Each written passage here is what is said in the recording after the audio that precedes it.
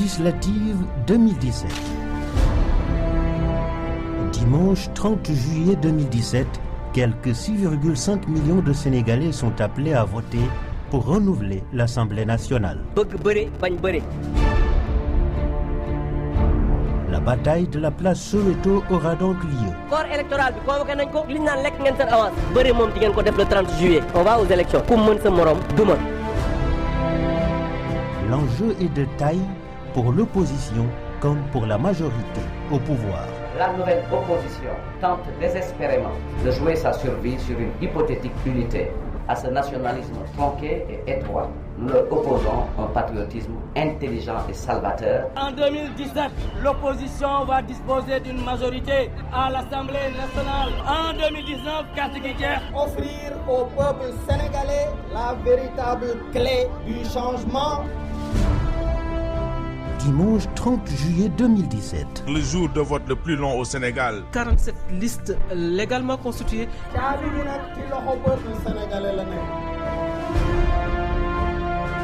La campagne électorale dans ses moindres détails à travers analyses, interviews, portraits, reportages. Tout sur les législatives 2017 sur Radio Sénégal.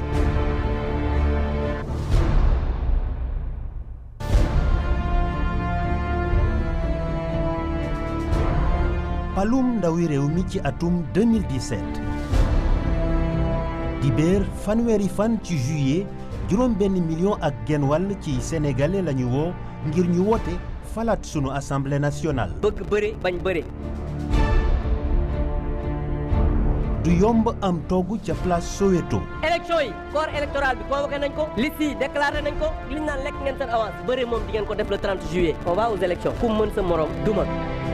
li ci laxasu dafa amal loolu njëriñ kujje gi waaye itam parti yi féete nguur gi. Inch'Allah en 2017 l'opposition majorité à l'Assemblée nationale su ko defee ñu roof benn galgal en 2019 su ko defee carte gi jeex. ñii toog ci siis bi jaral na leen lu ne ñi di wax sax loo xam ne mënu la am peut-être ci seen xel lay des cohabitation mënta ne régime bi permettre ko te balaa ngay mën a gagner sax nga taxaw am doole. Offrir au peuple sénégalais la véritable clé du changement. Finalement du Manko Taxawu Sénégal mais Manko Taxawaalu biir Sénégal la. dibéer fanweeri fan ci juillet 2017. bis bi gën a gudd ci taarixu Sénégal ci wàllu wote. ñeent fukki liste ak juróom-ñaar ñoo war a jongante. caabi gi nag ci loxo peuple sénégalais la nekk. campagne électorale saa su ne bépp jëf ci politique càmbar nataal gëstu ak bu ñu wotee ba noppi lépp fii lay doon ci rajo Sénégal.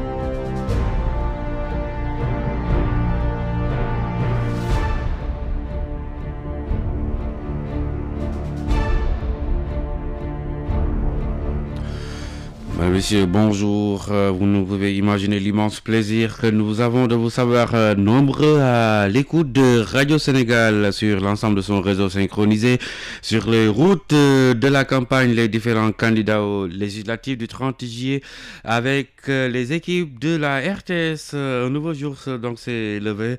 Alors bonne journée à tous et à tous. Bonne journée également à nos amis de Kolda où il pleut depuis 8h15 du matin. Bonjour à toute la famille de la RTS. 13e jour de campagne, visite de proximité, caravane, meeting. Chaque candidat pense que sa stratégie est la plus payante et les Sénégalais vont trancher le 30 juillet prochain. Technique, Siley Barry. Réalisation, Maria Mamane, Diornia Sissé. Distribution, Ousmane Diop. 165 sièges à pourvoir, dont 15 de la diaspora. Au starting block, Younous Diédhiou. Younous, bonjour. Bonjour Thierno. Voilà, vous êtes avec Citoyens pour l'éthique et la transparence. Présentement, quelle est votre position? Tout à fait, nous sommes donc sur la route de Thiès de Tivaouane, autant pour moi, et direction Saint-Louis, où la coalition citoyen pour l'éthique et la transparence va dérouler un paquet d'activités à même de convaincre les populations de la vieille cité à leur accorder leur suffrage. Et l'équipe qui accompagne donc est donc composée de Sam Sidine Diop, c'est le caméraman. Sam Sidine Diop, autant pour moi, c'est le caméraman. Il y a donc les deux, Ibrahima Diop, l'un est le preneur de son, l'autre donc est le commandant de bord du navire qui s'ébranle vers la vieille cité, c'est-à-dire Saint-Louis. Donc, je disais, c'est citoyen pour l'éthique et la transparence va dérouler un paquet d'activités à même de convaincre les populations de Saint-Louis à leur accorder leur suffrage. Hier après-midi déjà, du président Moussa Touré a sillonné une partie du département de Tivaouane dans ses localités. Cette a allié visite de courtoisie, proximité et meeting. Première étape, donc, c'était le village de Samgaï. Sur place, la délégation de s'est entretenue avec le sage Serigne Modou Ndiaye, par ailleurs chef du village, et les populations qui lui ont promis un vote massif.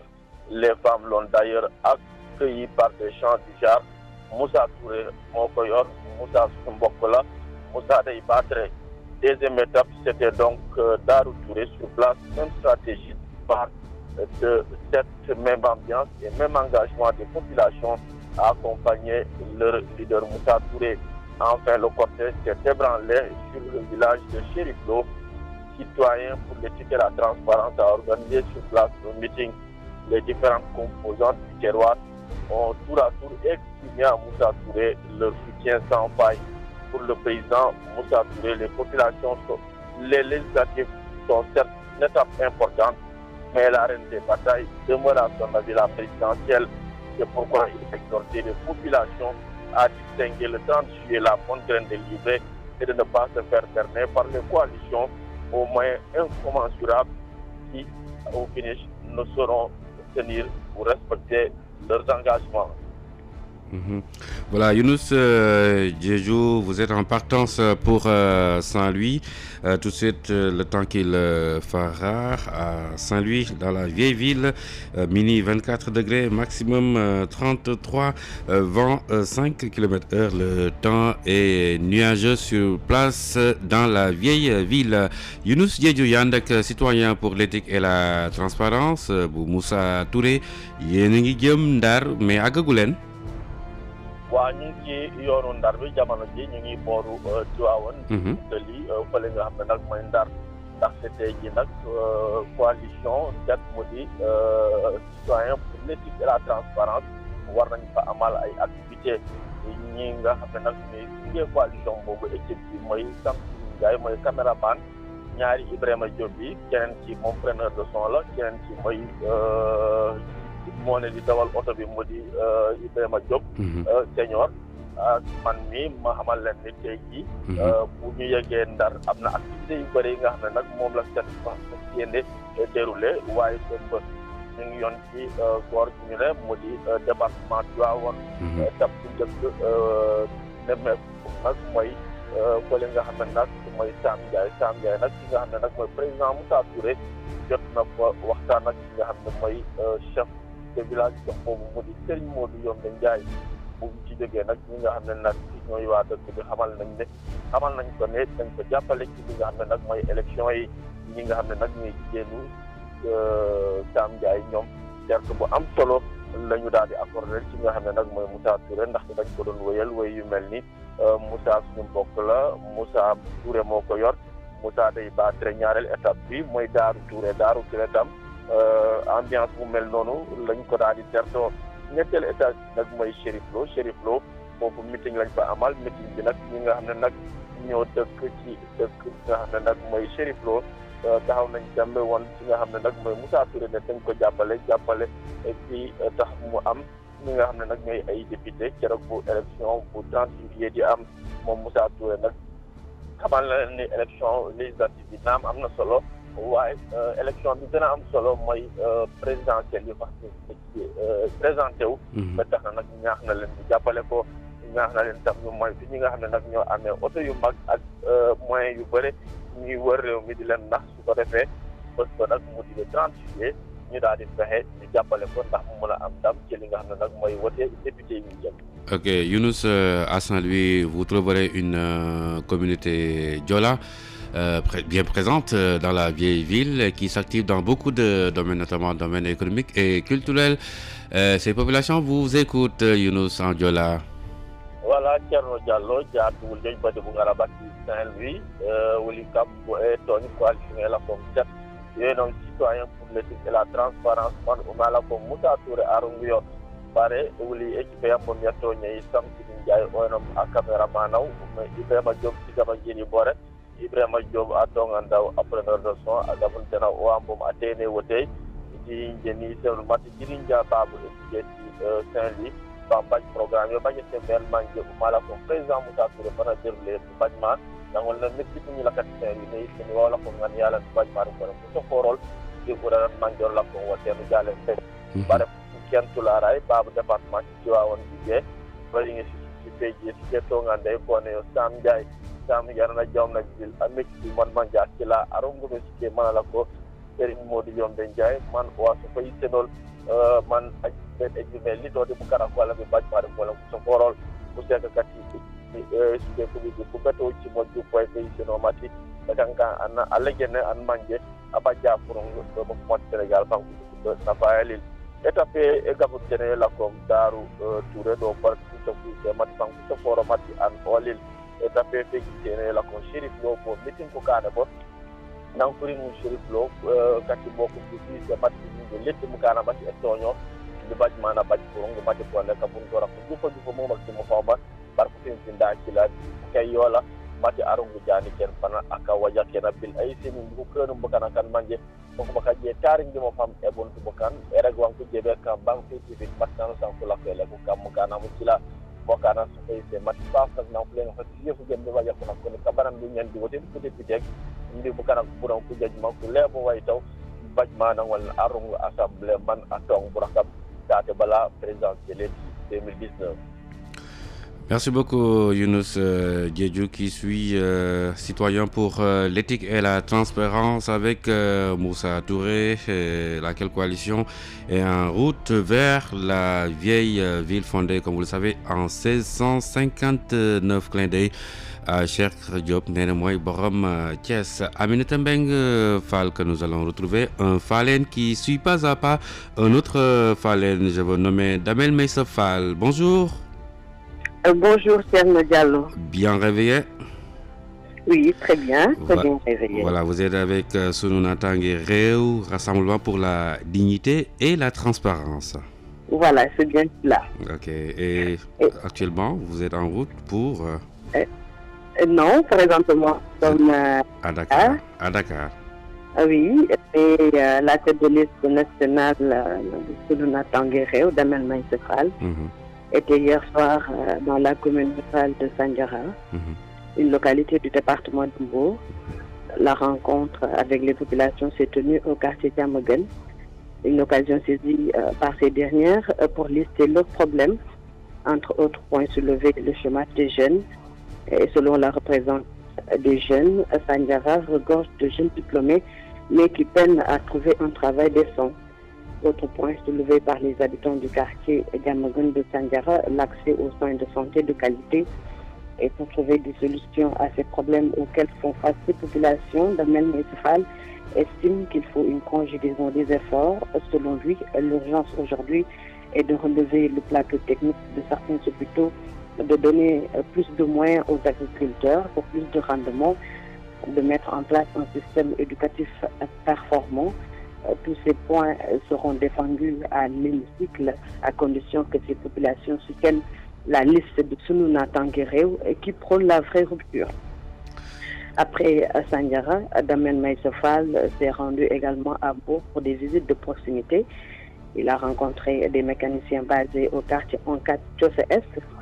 Sur place, les discussions ont plus porté sur les points tels que le tourisme.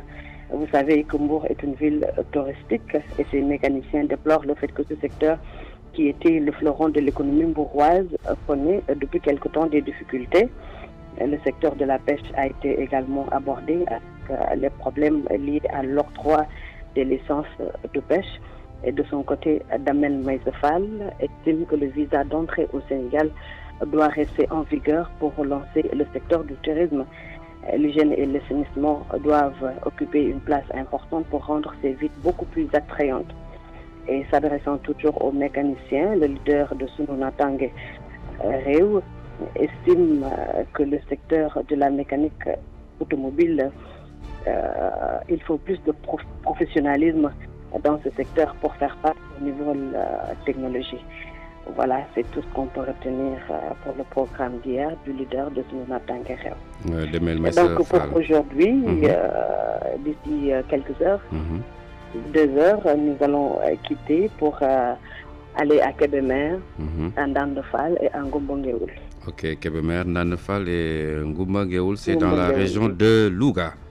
Oui, c'est Aminata Mbengue Fall yaa ànd ak Damel Maïssa Fall Sunu Natangué Réew rassemblement pour la dignité. Tey si ngoon fan ngeen jëm laata ñëw ci état bu démb bi.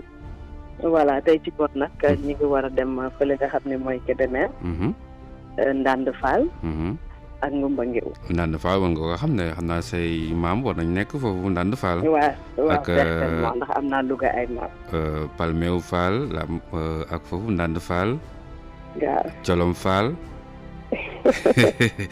ok xam nga foofu. waaw démb fan ngeen newoon. démb si ngoon. ñi ngi nekkoon fële nga xam ne moom mooy diwaanu Sandiara. moom mu bokk ci département bu Mbour. foofu nag ca Sandiara ki nga xam ne mooy Damel Maïssa Fall dem na ci quartier Diamaguène. foofu nag mu tase faak askan wi jigéen ñi teeru ko fa mu am ak ñoom itam waxtaan bu yaatu. ndaw yi itam jël ko kàddu dellu si ci jafe-jafe yi nga xam ne moo am ci dëkk ba. lu ci mel ne ñàkkub xëy yi ndax foofu nee nañ xale yi fa am diplôme bëri na. waaye jafe na ñu am liggéey. ngir faj seen soxla ak seen soxlay waajur. beneen problème bi nga xam ne itam ci lu nañ ko lu jëm ci wàllum am faj bu mucc ayib bu ñu tawatee. loolu nag ki nga xam ne moom mooy Damel Maïssa Fall gis na ci ngir indi si ay saa fokk ñëpp jàpp ci ñoom nag pour ñu défendre ko fële nga xam ne moom mooy assemblée nationale faaw askan woowu jàppale leen ci élection législative yi ñu jëmmal nga xam ne ñu ngi koy am ci fanweeri fan ci weeru juillet bi ñu nekk. moom nag gis na ni yitte yi bari na ci li ñu war a gën a taxaw bokk na ñu relever plateau technique yenn hôpitaux yi bokk na ci itam ñu jox ay jumtukaay ñi nga xam ne ñooy baykat yi ngir rendement bi gën a bëri waaye itam li nga xam ni mooy njàngale mi nga xam ni dafa am fu mu tooxe indi ci itam ay saafara. waaw loolu yëpp nag pour ñu mën ko foog ñu dem fa nga xam ne mooy assemblée comme niñ ko wax léegi. waaw léegi nag foofu nag moom ba mu fa jugee dem na fële nga xam ne moom mooy diwaanu Mbour ci quartier onkat ci Diourbel ainsi foofu nag ay visite de proximité la fa doon def mu dem ci garage bi nga xam ne ay mécaniciens ñoo fa nekkoon waxtaan bi daanaka ëpp nañ 4 waxtu. waxtaan nañ ci poñ yu bëri lu ci mel ne li nga xam ne moom mooy tourisme bi dëkku Mbour ku ko xam ni tourisme bi dafa am doole. waaw ñoom nag di leen jaaxal moom mooy secteur boobu depuis quelque temps dafay am ay jafe-jafe beneen poñ bu ñu wax itam bu jëm ci wàllum napp gi ak licence bu pêche yeeg yooyu. Damel Maïssa Fall nag bi mu tontoo moom gis nañ ni li nga xam ni mooy visa d'entrée Sénégal loolu dañ ko fi war a bàyyi ba léegi waa ngir nga xam ne dina mën a soqali ci secteur du tourisme bi. lu jëm ci wàllum cet gi itam dañ ko war a yokk ci dëkk yooyu pour mu mën a xëcc ñi nga xam ne ñooy touristes ba tey bi muy wax ak mécaniciens yi ci seen liggéey nee na gis nañ ñoom war nañ def ay formation ndax lu jëm ci wàllum mécanique automobile dafay évoluer loolu yëpp daanaka waxtaan nañ na fa dikki démb.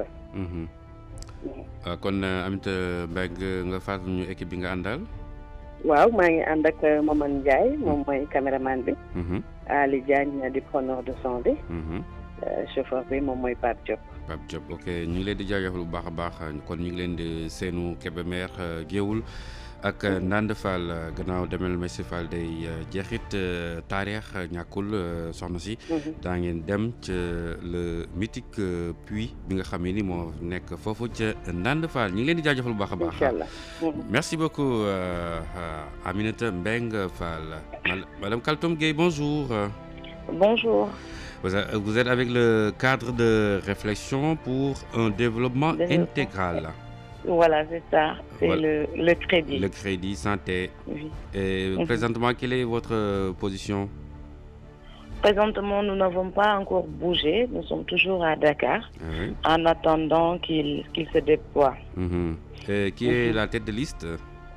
Tête de liste, c'est le professeur Dat. Professeur Ahmad Dat. Ok. Ahmad Dat, voilà, c'est ça. Ok. Qu'est-ce qui est prévu?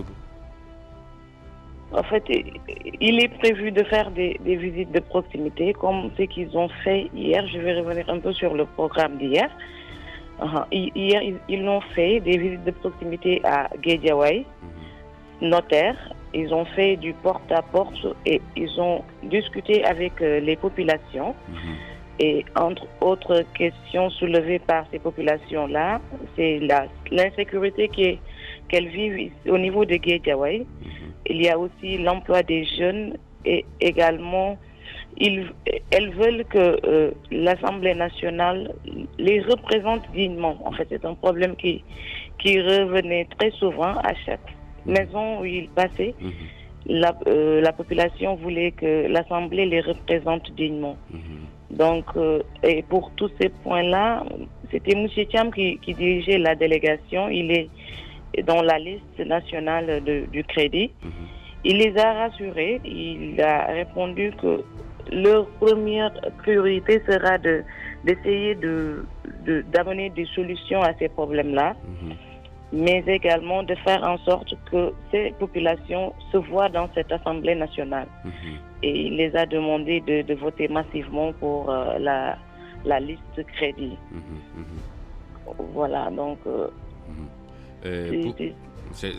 C'était l'unique étape d'hier, Guédiawaye notamment, notaire. L'étape d'hier, c'était Guédiawaye uniquement dans l'après-midi, oui. Notaire en face de l'hôpital Roi-Baudouin, c'est ça? En face de l'hôpital Roi-Baudouin, ils ont été également à Sam aussi.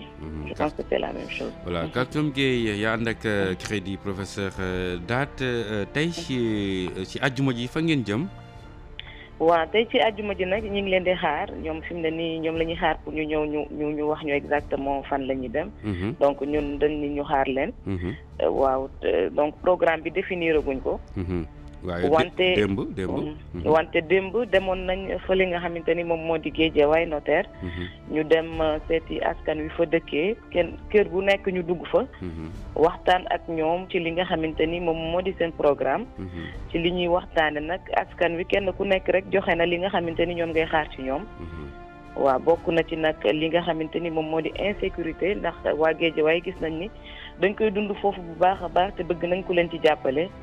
lii di xëyu ndaw yi itam nekk na lu ñëwaat bu baax a baax ndax gis nañ ni ndaw yi bari nañ torop te kenn amu ci xëy wala lu ci ëpp amuñu xëy.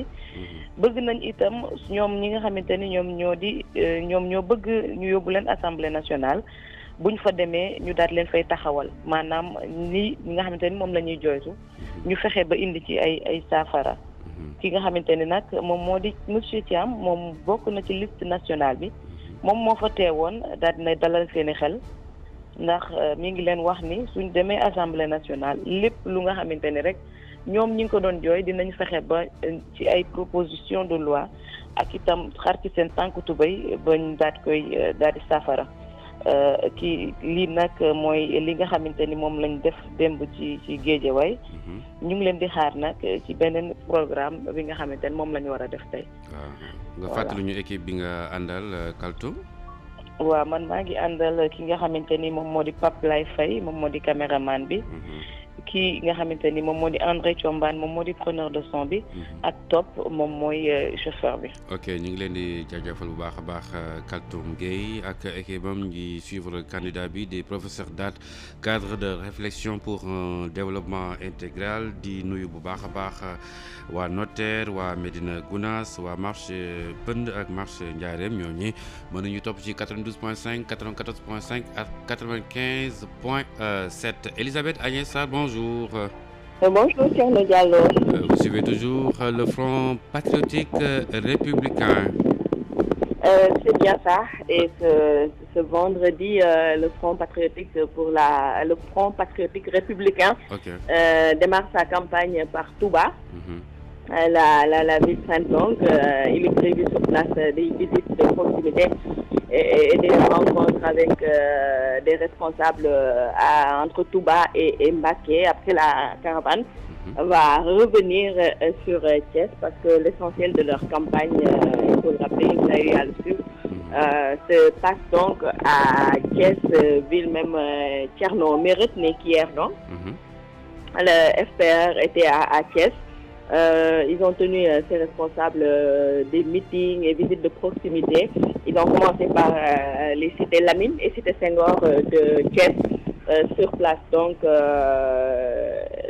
la tête de liste nationale, Mbaye Samb, a rencontré des groupements de femmes de ces quartiers et il leur a réitéré l'ambition de son parti, qui est donc de participer à la 13e législature avec, a-t-il précisé, des députés du peuple qui vont être les porte-voix donc des populations et œuvrer ensemble pour le développement de ces localités, puisque Thierno Diallo, ces populations ont dit être les oubliés des différents régimes qui se sont succédés au Sénégal avec leurs quartiers qui manquent de tout. Ces quartiers ont d'énormes difficultés pour avoir accès à l'eau potable, à l'électricité, l'assainissement.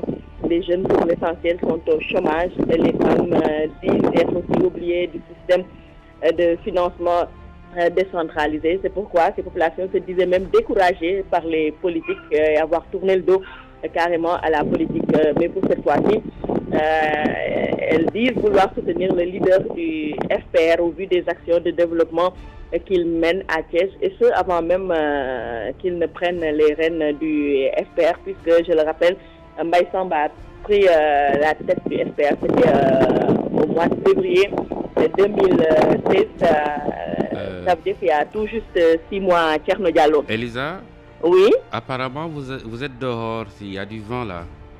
Je vais me déplacer un peu. Je disais donc qu'il a pris la tête du FPR il y a tout juste 6 mois. Parfait. Après les cités Senghor et Lamine, donc, le FPR a aussi battu campagne à Ersan, où il a rencontré des groupements de femmes et des jeunes. Le FPR aussi parti à la cité Mam Eladj. Sur place, ils ont eu à rencontrer le calife de la famille Ndiéguène, Serigne Mounirou Ndiéguène, avec qui donc le responsable a eu un long tête-à-tête. Ce dernier a d'ailleurs prié pour lui. Et à ces différentes étapes, il a tenu à apporter quelques précisions, Thierno. Et c'est pour dire que donc son parti, le FPR, n'est pas dans Benno Bokk Yakaar et n'a pas été financé par Benno Bokk Yakaar. Mbaye Samb a dit vouloir apporter ces précisions puisque des rumeurs sont distillées un peu partout à Thiès pour dire donc qu'ils ont été financés par le président Macky Sall et Benno Bokk Yakaar, mais il a démenti. Il dit qu'ils n'ont pas reçu un rond du président Macky Sall et qu'ils ne sont pas dans Benno. Le parti qui a été créé par Arona Mbaye, qui est aujourd'hui décédé, c'était en 2013, était dans Benno Bokk Yakaar, mais au mois de février, quand ils ont repris le parti, ils disent avoir décidé de quitter Benno Bokk Yakaar parce qu'ils considéraient un manque de considération des responsables de Benno à Thiès et même au niveau national. Ils l'ont donc reprécisé, ils n'ont pas reçu d'argent de Benno et ils ne sont pas dans Benno Bokk Yakaar. Ils se projettent à ces législatives et vont même aller à la présidentielle de 2019. 2019 des na ñu ngi 2017 soxna si Elisabeth Agnès Sarr yaa ànd ak Front patriotique républicain bu Mbaye Samb démb yaa ngi doon lim ay quartiers yi nga woon Thiès notamment cité Lamy ak Ersan ak yu mel ni Madina Fall. exactement foofu nag njiit tête de liste nationale bu FPR di Mbaye Samb amal na fa ay meeting yu ndaw ak tamit ay visite de proximité li mu wax askan wi nag ci ñetti gox yooyu yëpp lenn la rek mu ne moom dafa jóg ngir jàppale dugal loxoom rek ci développer Thiès mu ne moom nag buñ ko falee munul indi programme waaye mën na nekk nekk tamit porte-voix wu askan wi ndax askan yooyu mu demoon seeti ñoom ñëpp dañu ne ñoom dañu gis ne régime yi fi ñëw yëpp dañu leen a fàtte ndax boo demee ci seeni gox ñu ne fii mu nawet fu mu toll nii nelawatuñu ndax foofu amul ndox courant wàllu assainissement ndaw yi tamit amuñu xëy ñu ne loolu sax moo taxoon ba ñoom demoon nañ ba ne politicien sax dootul dugg ci seeni gox waaye gis nañ ne Mbaye Samb avant sax muy jël parti bi ndax ci février rek juróom benn weer rek la jëlagum bopp parti bi mu ne da doon def ay action de développement yu bëri ñu gis ne kon am nañu yaakaar ci moom war na leen mën a gunge moo tax ñu engagé wu soobu ngir gunge ko ci législative yi ñi dëgmal fanweeri fan ci weeru juillet moom itam tête de liste nationale bi lu weesu ñetti gox yooyu dem na quartier Maam Alaaji foofu nag dem na seeti ji ki nga xam ne mooy xalif famille Ndiéguène muy Serigne Mounirou Ndiéguène fekk ak moom waxtaan bu yaatu kooku ñaanal ko foofu nag ca Thiès yëkkati na fa ay kàddu indi ay leeral parce que moom nee na ñu bëri dañuy ne Benno Bokk Yaakaar lañ bokk te président Macky Sall moo leen financé mu ne loolu dara amu ci ñoom bi muy jël parti bi SPR biir Benno la nekkoon waaye nee na après ni ñu jot a liggéeyee ak responsable Benno nekk Thiès ak Dakar dañu gis ne daal ñooñu yëguñu leen moo tax ñoom ñu fippu jël seen ab liste déposer seen caution di def campagne ak seen i ressources propres mu ne waaye ñoom jotuñu benn dërëm parti bi nag ka ko sosoon di feu Arona Mbaye mu ne bi mu koy sos ñoom biir Benno lañ nekkoon mais février ba tey ñoom jàpp nañ ne bokkatuñu Benno Bokk Yaakaar Thierno. Elisa, on va sacrifier à la tradition. Vous avez compris, nos amis du Sine, du Saloum nous écoutent présentement, notamment sur 97.9 Kaolack et à Fatick notamment. Jokajal Thierno Diallo fogole me simna nun me ken radio Sénégal international FPR nak le Front Patriotique Républicain ngewe continuer a campagne électorale den fak nak ci sandetlu andet cité Lamy cité Senghor fa ersan mahala nak mbot layo fa le wanone quartier ka hana angen yo te jitay fa den la den nak yoten ka bug rek dem beltin ndi teref député na 13e législature alifa nga maga nak wagi bisit programme de développement da wa hagino wendo ne de na ya kolta ma hana ayon faden bo denge manoke anone ten le fo quartier den ale tay tam ya no den de quartier mam Elhadj rest anyap ko anone ten de khalif fe famille Ndiéguène Serigne Mounirou Ndiéguène de njego jetay fa mak ma hana te bafit ma hana reta rencontrer lo la xes wa anone ngey def ma hana na Thiès faak nag ala yàlla xes ma xana na Thiès lëf ko deno mboxeyo na Benno Bokk Yaakaar deno FPR yede njangano na février fani ma na matdu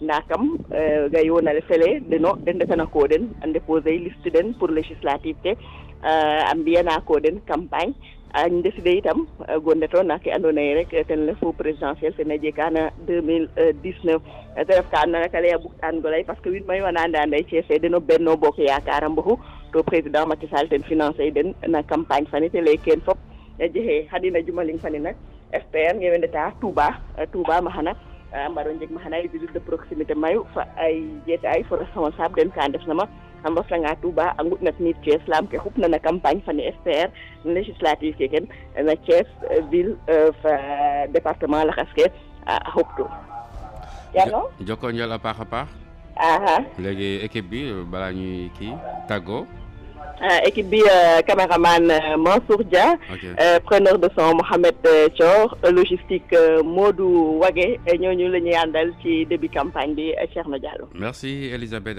Sarr qui suit donc le Front Patriotique Républicain avec Mbaye Samb. Je rappelle que vous suivez le journal de la campagne sur Radio Sénégal, l'ensemble de ce réseau synchronisé 10h34 sur les routes de la campagne. On embarque Lamine Touré, bonjour. Bonjour Thierno, heureux de vous retrouver encore. Le plaisir est partagé. Vous êtes avec le parti de l'Unité et du Rassemblement. Tout à fait. Nous sommes actuellement à Louga, à quelques kilomètres de Saint-Louis, la ville que vous aimez tant, Thierno. 70 kilomètres de Saint-Louis.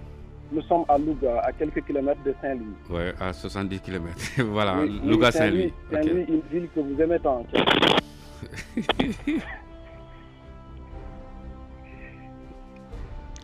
Lamine que nous avons perdu apparemment.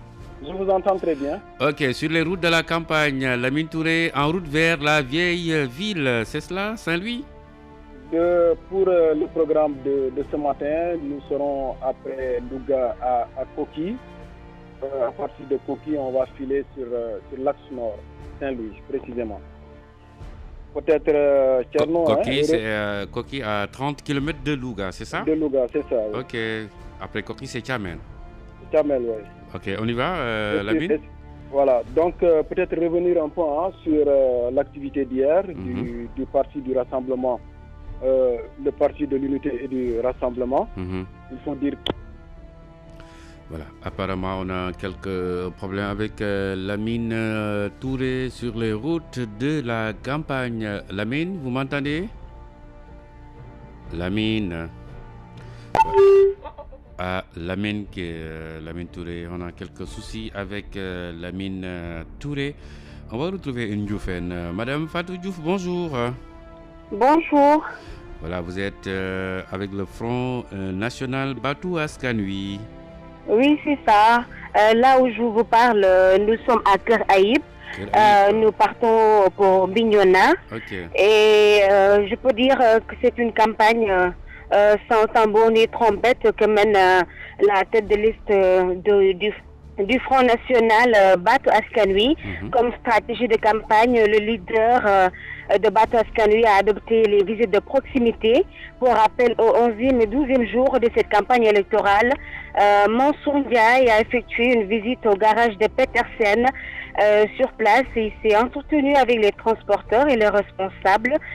Ces derniers ont parlé de leurs difficultés et de leurs attentes par rapport aux futurs parlementaires. Après Petersen, il s'est rendu à HLM Grand Médine et Kermassar pour rendre visite aux populations et aux candidats qui sont investis sur sa liste. Là également, il a parlé de ses ambitions. Après cela, il a fait un autre programme pour aller vers le sud. Comme je vous l'ai dit tout à l'heure, nous avons quitté Dakar vers 5h du matin, direction Bignona et Ziguinchor. Éventuellement, ce déplacement va être marqué par des visites de proximité dans différentes localités de cette partie sud de la Casamance. Okay. Voilà, c'est tout pour l'instant. Voilà. Vous êtes Fatou Diouf à Kër Aïb, une ville frontalière. Oui, il est en train de pleuvoir comme ça. Et c'est une ville frontalière, c'est ça? Oui. Fatou Diouf yaa nag Front National Batou Askan Wi avec Mansour Ndiaye yaa ngi may wax sax jamono ji mi ngi taw comme na muy tawee ca Kolda yéen a ngi jëm Bignona ak Ziguinchor. waaw Bignona la ñu nekk nii ci yoonu Bignona ba fi mu tax nii ndox taw bi sax dañuy taxaw fi nga xam ne mooy Kër Aïb. comme ni ma leen ko waxee rek ki nga xam ne moom moo jiite Front National Batou Askan Wi di Mansour Ndiaye moom ni muy campagne daal mooy def ay visite de proximité maanaam dugg ci kër yi nemmeeku ñi nga xam ne ñooy militants yi ak ñi nga xam ne ñoom la ñu investir ci seen liste bi.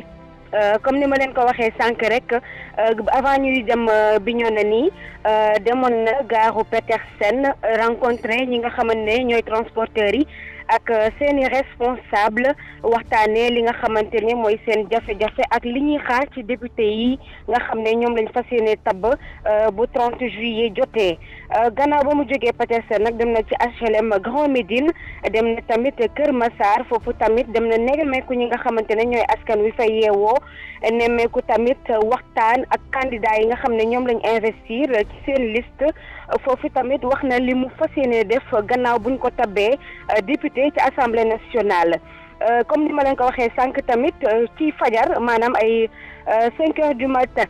5h du matin la ñu jógee fi nga xamante ne mooy Dakar jëmee Bignona ak Ziguinchor foofu tamit noonu rek la ko fas yéene defee dem nemmeeku ji population yi li ñu duppee visite de proximité dina dugg ci gox yi bari ci biir Bignona ak Ziguinchor loolu daal lañ mënti jàpp fi mu toll nii fi mu toll nii ñu ngi taxaw fii nii Kër Ayib di xaar taw bi dal tuuti pour ñu mën a jëlaat yoon bi. alors Diouf bi Diouf Sine la wala Diouf Thiès. Diouf Sine la pas Thiès. donc mën nga ñu lakkal tuuti séeréer. tuuti rek fogole séeréer maxey simna nuun no mete refna in way Kër Ayib waro ndet mana refna Bignona na koy yallata i ndetayo Bignona xe refna Mansour Ndiaye tete ref tête de liste Batu Askan Wi Front National Batu Askan Wi a reta garage Petersen a ɗeetik we refna transporteur ke fo responsable ke ndefna maaga a leye fo den ke refna jafe-jafe den fo kete cungayo ne parlementaire ke na mbokkayo ne 13e législature ne ite inoorna Petersen koy a reta maana HLM Grand Médine fo Kër Massar pour a ɗeetik wen yokorayo maaga fo candidat ke ndefna ne liste ne ten ye inoorna maaga tamit a reta maana refna HLM Grand Yoff comme ne laytuma ndiiki ne français rek 5 heures du matin fadna i inooru Dakar ndeta nene Bignona fo Ziguinchor maaga tamit kete fi'ka maaga rek ten refu visite de proximité manam a reta ɗeetik population ke a waxtaan fo den ne kete cungayo ne parlementaire ke taaga daal i mbaago ndam mete refna. Joko njal Fatou. Joko njal. voilà équipe bi nga àndal ñan la. maa ngi ànd ak Adama Thiam comme caméraman, Lamine Ba comme preneur de son, ak Koulibaly comme chauffeur. ok ñu ngi nuyu bu baax a baax Koulou. waaw Koulibaly nee na ñu ngi leen nuyu. del surveiller nag ki sant Ba foofu. ki sant Ba xanaa. waaw moom de moom fi mu toll nii loxo bi moom jógul ci gémmiñ gi moom. j'imagine. merci moom fi mu toll nii moom dañu ragal xiif ñoom. déedéet séeréer yi. gis nga. voilà merci beaucoup Fatou Diouf. merci à vous. Et toute l'équipe qui suit le Front National Batu Askan Wi avec Mansour Ndiaye. L'équipe est présentement à Kër Ayib. Lamine Touré nous revient. Lamine Touré. Décidément, Lamine Touré qui suit le parti de l'unité et du rassemblement. En attendant de le localiser, Dior à la réalisation, Dior Ndiaye Cissé et Mariama Mané. Lamine qui n'est pas encore là. En attendant donc de retrouver nos amis sur les routes de la campagne, je rappelle que la société civile propose la possibilité de permettre à certains électeurs de voter avec leur récépissé de dépôt et leur ancienne carte nationale d'identité. La société civile entend ainsi faciliter le dialogue entre les différentes parties pour un vote massif le 30 juillet prochain. Elle a joué ainsi un rôle de médiateur qui a abouti à des échanges avec le chef de l'État et avec l'opposition. Ababakar Fall, membre de la société civile, joint par téléphone par Arona Gaïa.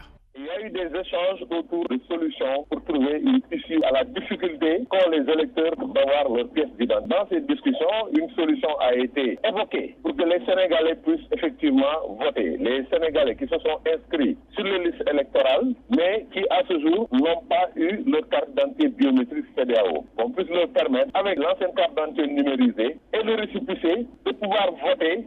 Mais si les partis trouvent un consensus sur cette question, et le président de la République lui a manifesté son ouverture sur cette question et est prêt à rencontrer l'opposition pour discuter de ça, que ça peut être une solution. Maintenant, l'opposition a été rencontrée et elle a décliné cette proposition. Mais vraiment, ce n'est pas une proposition que nous avons mise sur la table. Alors, vous avez évoqué tout à l'heure le consensus.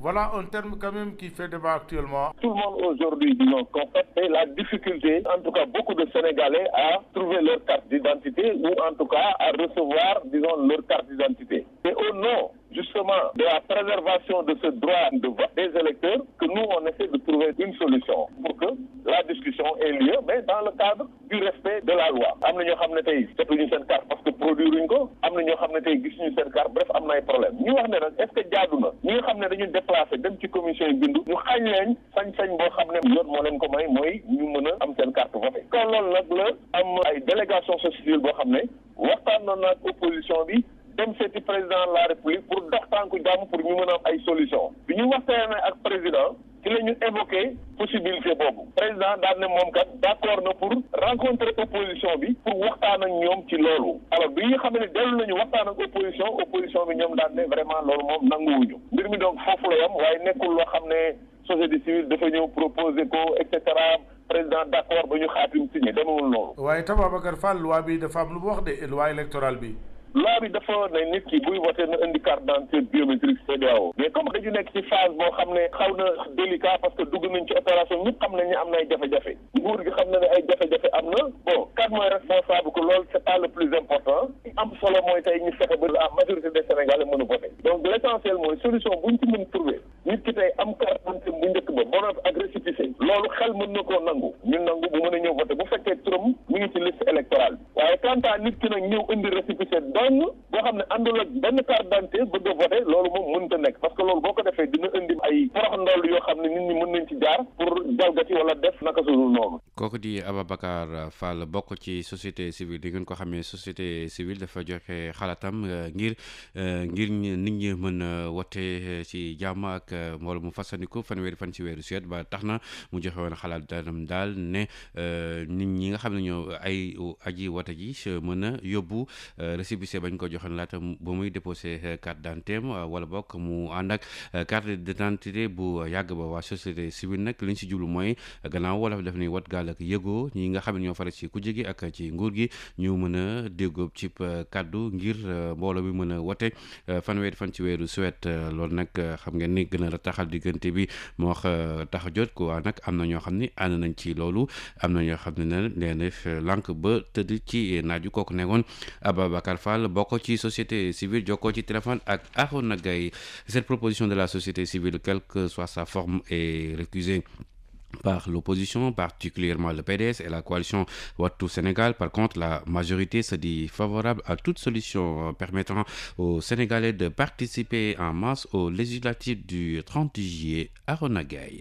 Magatte Sy, un des porte-parole du PDS, est catégorique. Cette proposition est nulle et non avenue. Nous ne pouvons pas être d'accord parce que ce serait jouer un jeu dangereux. Et aussi, nous ne pouvons pas comprendre que l'État ait mis 50 milliards dans ce projet de refonte du fichier et la constitution de la carte d'identité biométrique pour aujourd'hui nous dire qu'on vote avec les récépissés. La majorité se dit par contre favorable à une telle proposition. Papa Mao Diouf, coordonnateur du pôle communication de Benno Bokk Yakaar. Nous sommes ouverts de toute façon à toute proposition qui permette de faciliter les choses globalement. S'agissant du processus de retrait des cartes, il faut préciser que l'administration qui s'occupe des élections, la DAF et la DGE ont pris toutes les initiatives idoines. Le PDS accuse la société civile d'être en connivence avec le régime actuel pour organiser une fraude massive lors des élections législatives. Magatte Sy, un des porte-parole de la coalition gagnante Wattu Sénégal. La société civile est complice de l'État et de Benno Bokk Yakaar. L'État, ce qu'il veut faire, passe par des soi-disant membres de la société civile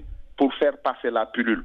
Et ça, nous ne l'acceptons pas. Et ils sont complices aujourd'hui de la rupture du consensus. Pour la majorité, la fraude à des élections au Sénégal n'est plus possible. Et Elhadji Mao Diouf. Comment et par quel processus et par quel mécanisme on peut organiser une fraude électorale? Le débat sur la fraude électorale manque de pesanteur et d'épaisseur. Pour une raison très simple. Depuis 2000, l'opposition prend le pouvoir systématiquement au niveau des élections locales comme des élections nationales. Consensus ou majorité autour de cette proposition, l'opposition cite le code électoral qui dit que l'électeur doit présenter sa carte nationale biométrique à puce CEDEAO. Arona Gaye, xalaat bi nga xam ne ni waa société civile joxe nañ ko ñi nga xam ne ñoo bokk ci kujje politique bi rawatina waa PDS ak coalition Wattu Sénégal nee na du si dal ñi nga xam nag ñoo fare ci nguur gi ñoom nee nañu ànd nañ ci loolu ngir Sénégal yi mën a wote ak mbooloo mu fasandiku fanweeri fan ci weeru suet. Arona Gaye. Maguette Sy bokk ñu yore kaddu PDS jàpp na ni li waa société civile bëgg daal loolee mënta nekk. mënuñu ci ànd parce que xel mënu ko nangu. opération bi ba ko nguur gi di commencer dafa ni ñu woon dina pare balaa ñuy dem élection législative ñun waxoon nañ ko ni sunu xel ñaaw na mënuñu ko nangu du pare. opération bi def nañ ci juróom fukki milliards. donc tey jii kenn mënul nangu ñu def ci juróom fukki milliards ñëw ba tey jii ñu naan ñu waaw léegi nañu voté par récépissé loolu dafa tey xel mënuñu ci ànd tey mënuñu ci ànd ëllëg. ñi di waa Benno Bokk Yaakaar ak ñu nu àndal ci nguur gi ñoom jàpp nañ ni li waa société civile def daal mën naa yombal wala mbirum vote bi ci askanu Sénégal. Papa Mawo Diouf bokk na ci ñu yore kaddu Benno Bokk Yaakaar. su fekkee ne moo dal xalu ñëpp bu ñu wóor ne ku nekk ku bëgg a voté mën ngaa voté ndax nit ñi kat dañoo téye carte nit ñi pour tere leen ñu voté société civile ne na nguur gi bàyyi ñëpp ñu mën a voté ak seen récépissé kon kay mooy kenn teewul carte kenn. PDS jàpp ne société civile li ñuy wax ay kasaw la te dafa mel ni dañoo baara yëgoo ak nguur gi ngir sàcc élection yi. Maguette Sy bokk ci ñu yore kaddu coalition gagnante Wattu Sénégal. di waxanteeg ni naan dañu bëgg lii mu am loo xam ne lii xel mënu ko nangu ñun jàpp nañ ni ñooñu duñu waa société civile dañu ànd ak nguur gi dañu ànd ak Benno Bokk Yaakaar pour jalgati. ñu féete ci nguur gi ni fraude moom bu ko kenn waxati ci Sénégal. El Hadji Mawo Diouf. njuuj njaaj ci élection su mënoon a nekk nguur gi du soppi 2000 njuuj njaaj su mënoon a am ci biiru élection ci réew mi Khalifa Sall mii doon maire Dakaru tey du ko fi doon depuis 2009 kon nag wax jooju du wax joo xam ne wax dëgg yàlla yenn la maanaat. ndax ñëpp ànd ci wala ñi ëpp ànd ci lu ci mën a am daal ku jéggi ñoom nu ngay fàttali ni code électoral li mu wax leer na naññ way tànnkat bi faaw mu yore carte nationale d'identité biométrique bu puce CEDEAO. Merci Arona Gueye. Nous allons momentanément quitter la salle climatisée de la rédaction pour nous retrouver sur les routes de la campagne avec la température ambiante. Awa Cissé, bonjour. Bonjour Thierno Diallo. Et merci de l'attente. Vous êtes avec la troisième voie politique Ëttu Askan Wi. Tout à fait Thierno Diallo et nous sommes en route pour Louga. À Louga, la coalition prévoit de faire des activités, entre autres activités prévues. On peut noter des caravanes, des visites de proximité, même à des ziars. Mais permettez-moi, Thierno, de revenir sur la journée d'hier. Hier, la coalition avait prévu de faire des visites de proximité dans certains quartiers de Dakar, comme Colobane, Fass, entre autres. Finalement, la tête de liste a fait une déclaration en lieu et place, une déclaration axée sur les lenteurs notées dans la distribution des cartes pour le professeur Amsatou Sow Sidibé. C'est inadmissible que des difficultés soient notées pour cette opération car au niveau de l'État, c'est 50 milliards de fonds CFA qui ont été dégagés à l'argent du contribuable de surcroît. C'est pourquoi le professeur Amsatou Sow Sidibé a dénoncé cela avec la dernière énergie et le professeur de poursuivre pour inviter les populations à un changement Thierno, un changement que sa coalition, la troisième voie, incarne. Nous, toujours avec le professeur Thierno, on peut noter qu'elle est également revenue sur les moyens de l'État pour le professeur. Elle a fustigé que les leaders utilisent les moyens de l'État, je veux dire la coalition Benno Bokk Yaakaar, à des fins politiques. Pour terminer, la tête de liste de la troisième voie, Ëttu Askan Wi, en tant que juriste, s'est prononcé sur l'affaire Khalifa Sall. Pour Amsatou Sow Sidibé, Khalifa Sall n'a pas été condamné et pourtant, partant de ce postulat, il a droit il est dans son droit de jouir de ses droits. Voilà, entre autres, ce qu'on peut retenir, Thierno, juste dire que nous mettons le cap sur Louga, mais au retour, la troisième voie de passer par Kébémer, ensuite pour terminer par Méré. Et pour les activités, c'est toujours caravane, visite de proximité pour engranger le maximum de suffrages. Awa Cissé yànd ak professeur Amsatou Sidibé yéen a ngi jëm Louga. Tout à fait Thierno ñoo ngi nii yegsi nañ ci Tivaouane ci dëkk bu sell bi jamono ji nag askan wi di fas yéene amal ab visite de proximité amal caravane loolee lépp di fas yéene ko amal ca Njàmbur. foofee nag la ñu bëgg a amal tey ji seen i activité ki nga xam ne nag mooy Amsatou Sow Sidibé démb lu ni mel fas yéene woon amal ci Ndakaaru waaye loolee mujjul antu mu daal di amal léegi ab déclaration ci bile déclaration mu daal di dellu si nee na daal jaaduwul lu ñu toll ci juróom fukki milliards su suñu koppar ñu dugal ko ci wàllu carte yi ba léegi électeurs yi mënuñoo jot seen i carte mu ne nag loolee ñaawlu na ko moo tax nag muy woo ñi nga xam ne ñooy askan wi ñu indi lu jëm ci wàllu coppite mu ne nag coalition di troisième voie loolee la fas yéene indi muy li nga xam ne mooy coppite ci wàllu doxalin mu daal di dellu si tamit ñaawlu ndax daal nee na yenn ci ay coalition pour ne pas citer Benno Bokk Yaakaar ñoom nag dañuy utiliser moyen de l'État bi ci campagne te loolee nee na nag yëfu moomeelu askan wi la kon nag ñoom ñëpp ci war a bokk ki nga xam ne mooy professeur Amsatou Sidibé nekk itam juriste dellu sit na ci affaire Khalifa Sall mu ni jamono ji kii di Khalifa Sall kon nag comme tegaguñ ko benn daan kon nag am na àq ak yelleefam may na ko mu war a mën a voter war a mën a battre campagne kon nag wax nañ ko mën a bàyyi mu daal di gën a doxal li nga xam ne mooy àqam ak yelleefam loolee nag démb moom le professeur Amsatou Sow Sidibé nekk tête de liste bu troisième voie daal di fësal ci li nga xam ne mooy déclaration bi nga xam ni démb Thierno mi ngi ko doon amal. waaye rek ñu jàpp ni jamono ji ni ñu ko waxee ci ndoxteel bi ñu ngi jëm fële ca Louga waaye bu ñuy dëpp dinañ jaar Kébémer ndax nee nañ foofee seeni militants ñu ngi leen fekk xaar bu ñu jógee Kébémer bëgg nañu jaar mais itam ndax foofee ca Ngaay itam fas yéene nañ fa amal tamit ay yëngu-yëngal la ñu bëgg daal jamono ji mooy fexe ñi nga xam ne ñooy askan wi mën a voté li nga xam ne mooy troisième voie ëpp askan wi ndax daal ñoom nee nañ daal lu bees la ñu bëgg a indi fële ci assemblée nationale.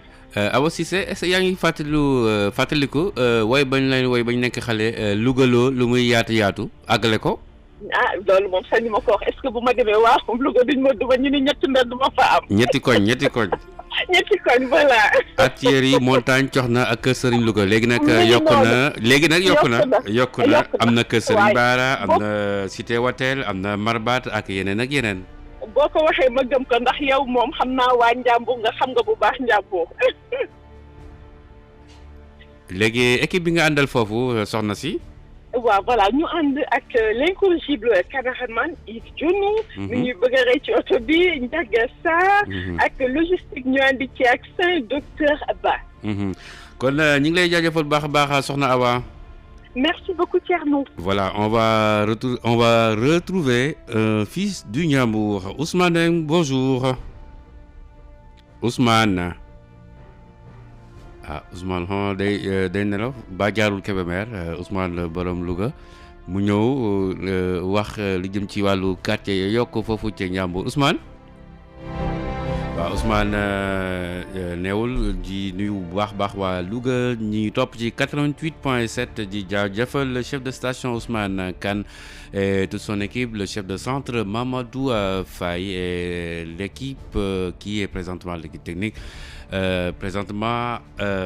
qui est donc présente à RTS Louga 88.7 di jaajëfal waa Guet di waa Kébémer ak waa Jolof di waa Linguère di jaajëfal waa Barkédji waa Dodji ñoom ñëpp dal ñu ngi leen di jaajëfal ci ànd bi ñuy ànd ak Radio Sénégal. Vous suivez toujours sur les routes de la campagne donc à 3 minutes de 11h nous allons peut-être retrouver Demba Malick Mbodj avec son fameux Ripagne.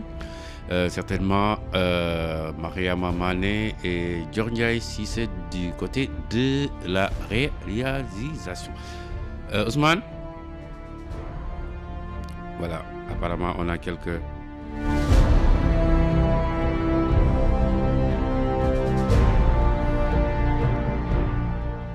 Nous allons retrouver Demba Malick Mbodj. Demba, bonjour.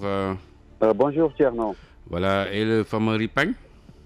Oui, on répagne. Hier, on a répagné dans plusieurs quartiers de Thiès, entre autres Lazaret, Malick Kayré, Randoulène, 10e, Cité Aiglon, Cité Pilot. La Cité Pilot, où Talla Sylla a tenu a marqué un arrêt symbolique pour s'entretenir longuement avec la mère du défunt, adjoint au maire de Thiès et bras droit de son non moins concurrent Idrissa Seck. J'ai nommé Fongiran Ndiaye, à qui la tête de liste départementale de Falasse Kanui avait voulu donner le nom de la salle de délibération de la mairie de Thiès avant de se voir confronté au refus de certains conseillers municipaux estampillés Réumi. J'ai cité donc les proches de Talla Sylla. Le quartier mal loti de Niakh a été visité aussi, Diamaguène et Cité Lamy de même. Donc, en gros, c'est le parcours en sens inversant. Mais bon, retenez que le point culminant a été Diamaguène, situé dans la commune de Thiès-Est, contrôlé par le Réumi. Talla Sylla est accueilli à l'entrée par la foule qui s'égosillait au cri de Baye Fallou Thiès, Astou Sall, qui reçoit de s'autoproclamer aussitôt Yaye Fallou Talla Sylla. Alors, clin d'œil à Ousmane Beng qui aime bien les affaires de Yaye Fall. Astou Sall, investi sur la liste nationale le temps d'antenne de la coalition est à elle. Astou vante les actes posés par Talla Sylla maire, notamment les suspensions de foire, pour dire qu'il faut voter Falasse Kanui au soir du 30 juillet. Côté ambiance, Thierno retenait que la foule aura suivi son leader sur un long trajet. Alors, je ne saurais le mesurer en kilomètres, mais la durée est d'environ 4 heures chrono. Cet après-midi, direction Thiès-Ouest. Demba Malick yaa ànd ak coalition Falasse Kanui Serigne Saliou Bousso di tête de liste bi waaye nag ki si gën a ràññee di Talla Sylla démb mel na ni ripañ bi xumboon na. waaw xamoon na loolu te yaatu woon na ndaxte quartier yu bëri ripañ bi jaar na fa ñu jàpp ci. Demba oui. fàttali suñu mbokk auditeurs yi ripañ ñi ñuy soog a déglu ripañ. mooy waaw ripañ maanaam dox bu dëgër la. bokkul ak dox bu dëgër daagu am na. waaw xam nga daagu am na. yow mi ne woon Ndar xam nga luy daagu. mooy di jong may di def. mais ripañ moom dox bu dëgër la. waaw. bi amul waxtu. ripañ bi amul waxtu. ok waaw amul waxtu dox bu dëgër la. maanaam da ngay dox dëgërlu jàpp na yow fii nga jëm te ci li nga gëm. moom ngay dox. waaw donc ñu ripañ may fàttali aussi que ni ànd naag benn morceau boo xam ne yëngal na mbaggu mag. waaw Talla Sylla wéy ko mag mu sàggan.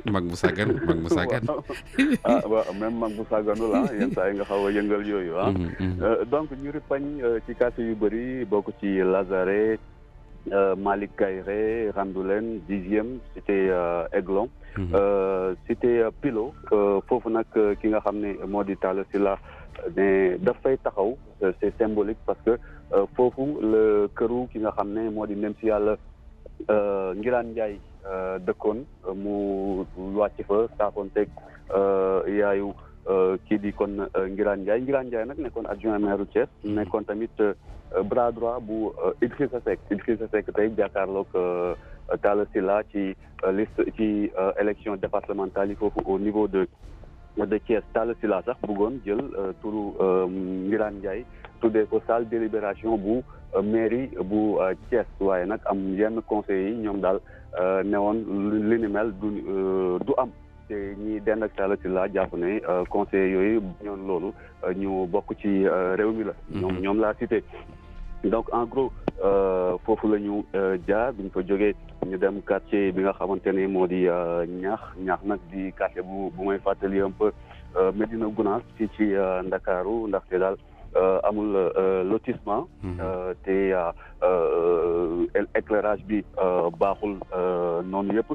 jàmm gën tamit ñu dem fa ak Cité Lamine waaye nag xumbute bi fi gën a xumbu daal moo di jàmm gën foofu nag ki doon recevoir di ku ñu tabb ci liste nationale bi di Astou Sall moom sax la ñu jox temps d'antenne coalition bi ci cadre journal de la campagne di jàll ci RTS télé ak rajo.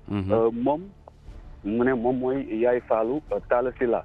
waaw comme Talla Sylla mooy Baye Fallou Thiès moom mooy Yaay Fallou Talla Sylla mu fàttali lépp li nga xamante ne Talla Sylla def na ko pour commerçants yi pour population Thiès yi en tant que maire. Notamment li nga xamante ne moo di foire yi doon sonal commerçant yi te Talla Sylla di ko suspendre yenn saa yi pour permettre commerçant yi ñu mën a jaay mu ne nag ku mën a taxawoo askan wi noonu ku ñu jara fal la kon ngir mu gën a mën a taxawu askan wi ci assemblée nationale. ñu jàpp rek ne ci wàllu xumbute daal mbir mi xuboon na loolu te liñ ci ràññee moo di mag xale comme ku digg doomu ful bi yëpp dañuy topp Talla Sylla ci parcours boobu yëpp mënuma ko xayma nag ci wàllu kilomètre waaye toll na ci 4 waxtu li ñuy di dox waaw ci biir quartier yooyu yëpp ngir kon wone seen cofeel ci ki nga xamante ne moo di tête de liste départementale bu coalition fal askan wi tey nag ñuy dem fi nga xam ne moo di Thiès Ouest may gërëm rek ñi ma àndaloon di soxna Aminata Wade ci caméra bi ki nga xam ne moo di Ibrahima Malick Niang ci son bi ak Medoune Ba alias El Hadj Diouf comme chauffeur ñoom nag ndeysaan collaboration bi rafetoon na waaye ñaari fan rek lañ doon ànd parce que réserve lañu woon le temps que kii nga xam ne moo di As Malick Niang ci caméra bi Alexis Mathieu Ndiaye ci son bi ak Babacar Mbaye ci volant bi ñëw kon remplacer leen ñu war a eggale ak ñoom couverture campagne fal askan bi fii lekk dimanche fii ci Thiès. Demba Bali. oui mi salmini mi waltima jaarama no feewi léegi nag suñu mbokk alpulaar yi nekk Nguy ak Salde ba Pété Galoya ñoom ñëpp ñu ngi déglu looy wax ci loolu rek ñaari kàddu rek. mi salmini Nguy naaɓe fof mi salmini Salde kala koɗɗo ila moftil eyyi mami artir e mabɓe e ko ganduɗa no waɗi solo inchallah Allah jarama jarama merci beaucoup à Demba Malick Mbodj. Nous allons retrouver Saliou Seck qui suit pour nous avec son équipe le Parti pour l'action citoyenne, c'est cela. Bonjour Saliou. Saliou est parti. Voilà pour pour la campagne des auditeurs de cet après-midi. Voici la question. Attentivement, on tend l'oreille.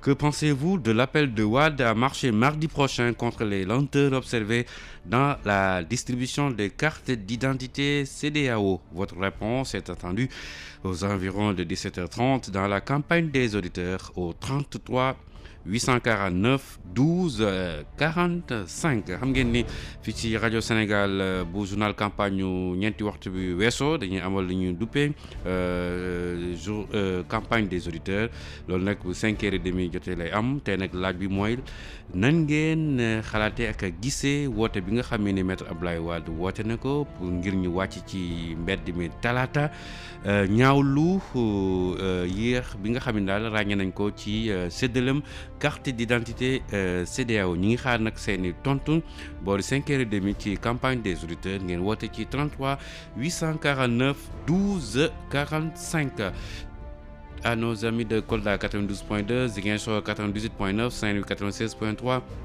Thiès 100.6 Louga 88.7 Matam 89.1 Kaolack 97.9 Tamba 92.0 Fatick 92.8 Diourbel 100.9 et 96.0 Sédhiou 105.0 Dakar 92.5 94.5 et 95.7. C'est le journal de la campagne.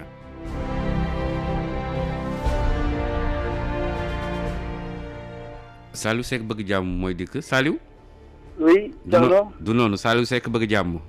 waaw Sall Seck bëgg jàmm waaw. allez mooy tur bi. mooy tur bi ok yaa ànd ak parti pour l'action citoyenne. waaw ñun ñoo ànd ak parti pour l'action citoyenne bu Bruno D'erneville fi may waxee yow nii nag mën nañu wax ne sax ñu ngi Touba ci fajar lañ xëyee Kaolack ñu ngi nii di dugg Touba ak ki nga xam ne ni moom mooy tête de liste nationale du BAC ci élection yi ñu nekk. programme tey bi nag dinañu amal ay doxantu ci Touba ay visite de proximité. bu ñu paree dinañu dem Mbacké amal fa li ni mel ay. loolu lañ mën a jàpp ci programme mu tey bii. di fàttali ko nag démb ñu woon ci diwaanu Kaffrine ci région de Kaffrine. boobu nag comme ni ñu ko waxoon démb ci programme bi. amal nañ fa ay doxantu ci benn dëkk boo xam ne nii mu ngi ci diggu comment dire digg Ndukumaan. Ndukumaan waaw. muy Gente Pathé. Gente muy dëkk bu am solo dëkk bu am bu ngande mën nañu ko waxee noonu. muy Gente Pathé. ci foofu nag waaw ci Gente Pathé. foofu nag ñi nga xam ne ñooy waa dëkk bi da réservé nañu vraiment Bruno D'erneville accueil bu am solo foofu sax woy nañ fa ngoyaan amal fa xumbute yu am solo. loolu yëpp ngir njukkal délégation buy. ginnaaw bi loolu jeexee nag ñi nga xam ne ñooy waa yow foofu jël nañu kàddu ñoom tamit ñëw nañ ci jafe-jafe yi nga xam ne ñu ngi koy nekk foofu problème yoon problème mu poste de santé yoo xam ne amu fa ak ndaw yi nga xam ne amuñ xëy jigéen ñi tamit ñëw nañu ne nañu ñoom it amuñ ay moyens yoo xam ne liggéey donc ñoom nag jafe-jafe yooyu laal wax nañ ko ki nga xam ne ni moom mooy tête de liste national du BAC moom nag ñëwaat na ci solution yi nga xam ne nii moom proposé na ko ngir jàppale askan wi.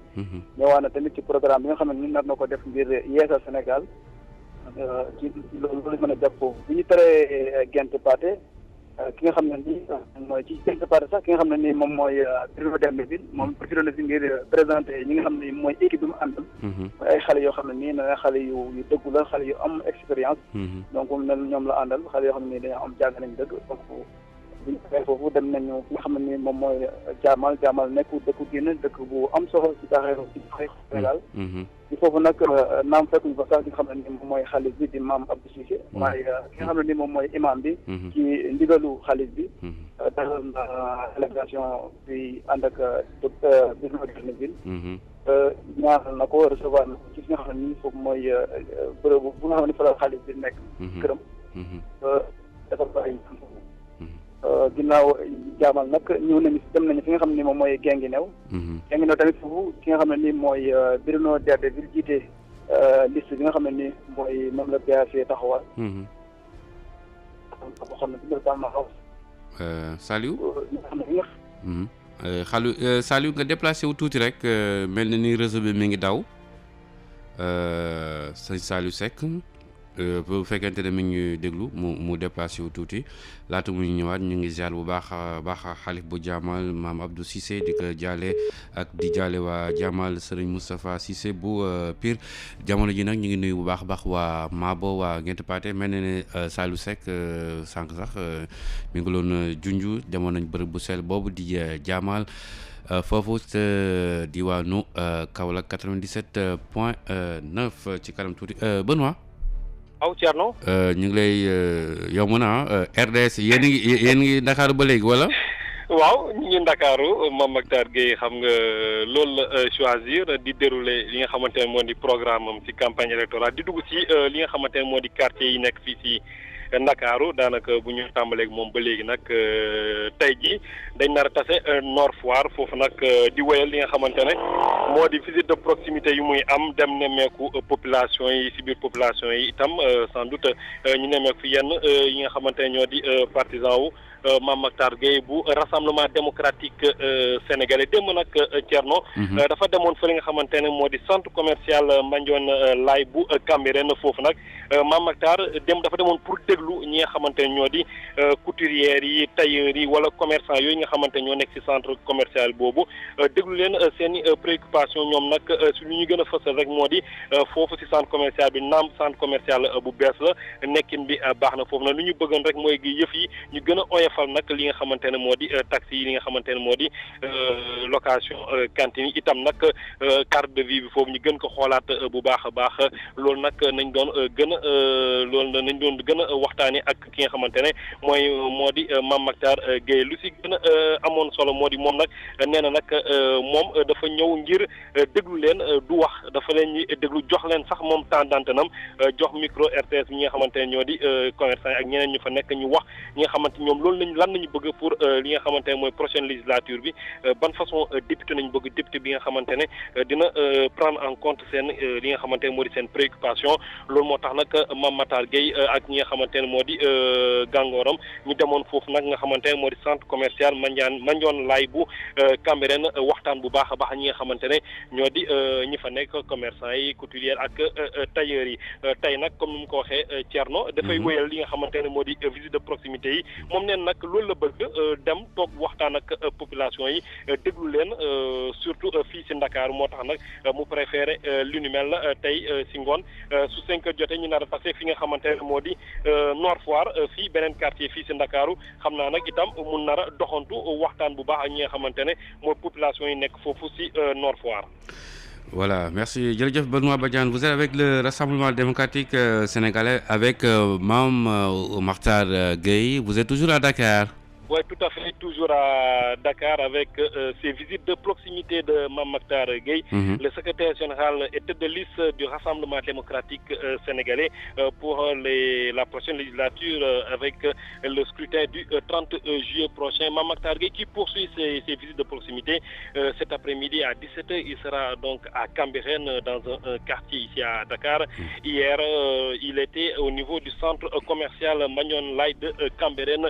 C'était juste pour écouter les couturières, tailleurs et autres commerçants qui se trouvent au niveau de ce centre commercial de Cambérène. Les préoccupations de ces tailleurs et autres commerçants, c'était juste par rapport aux cantines, l'accès au niveau de ce centre commercial qui est un peu enclavé selon eux, permettre à ces commerçants et autres tailleurs de pouvoir bien écouler leurs produits et aussi la cherté de la location des cantines.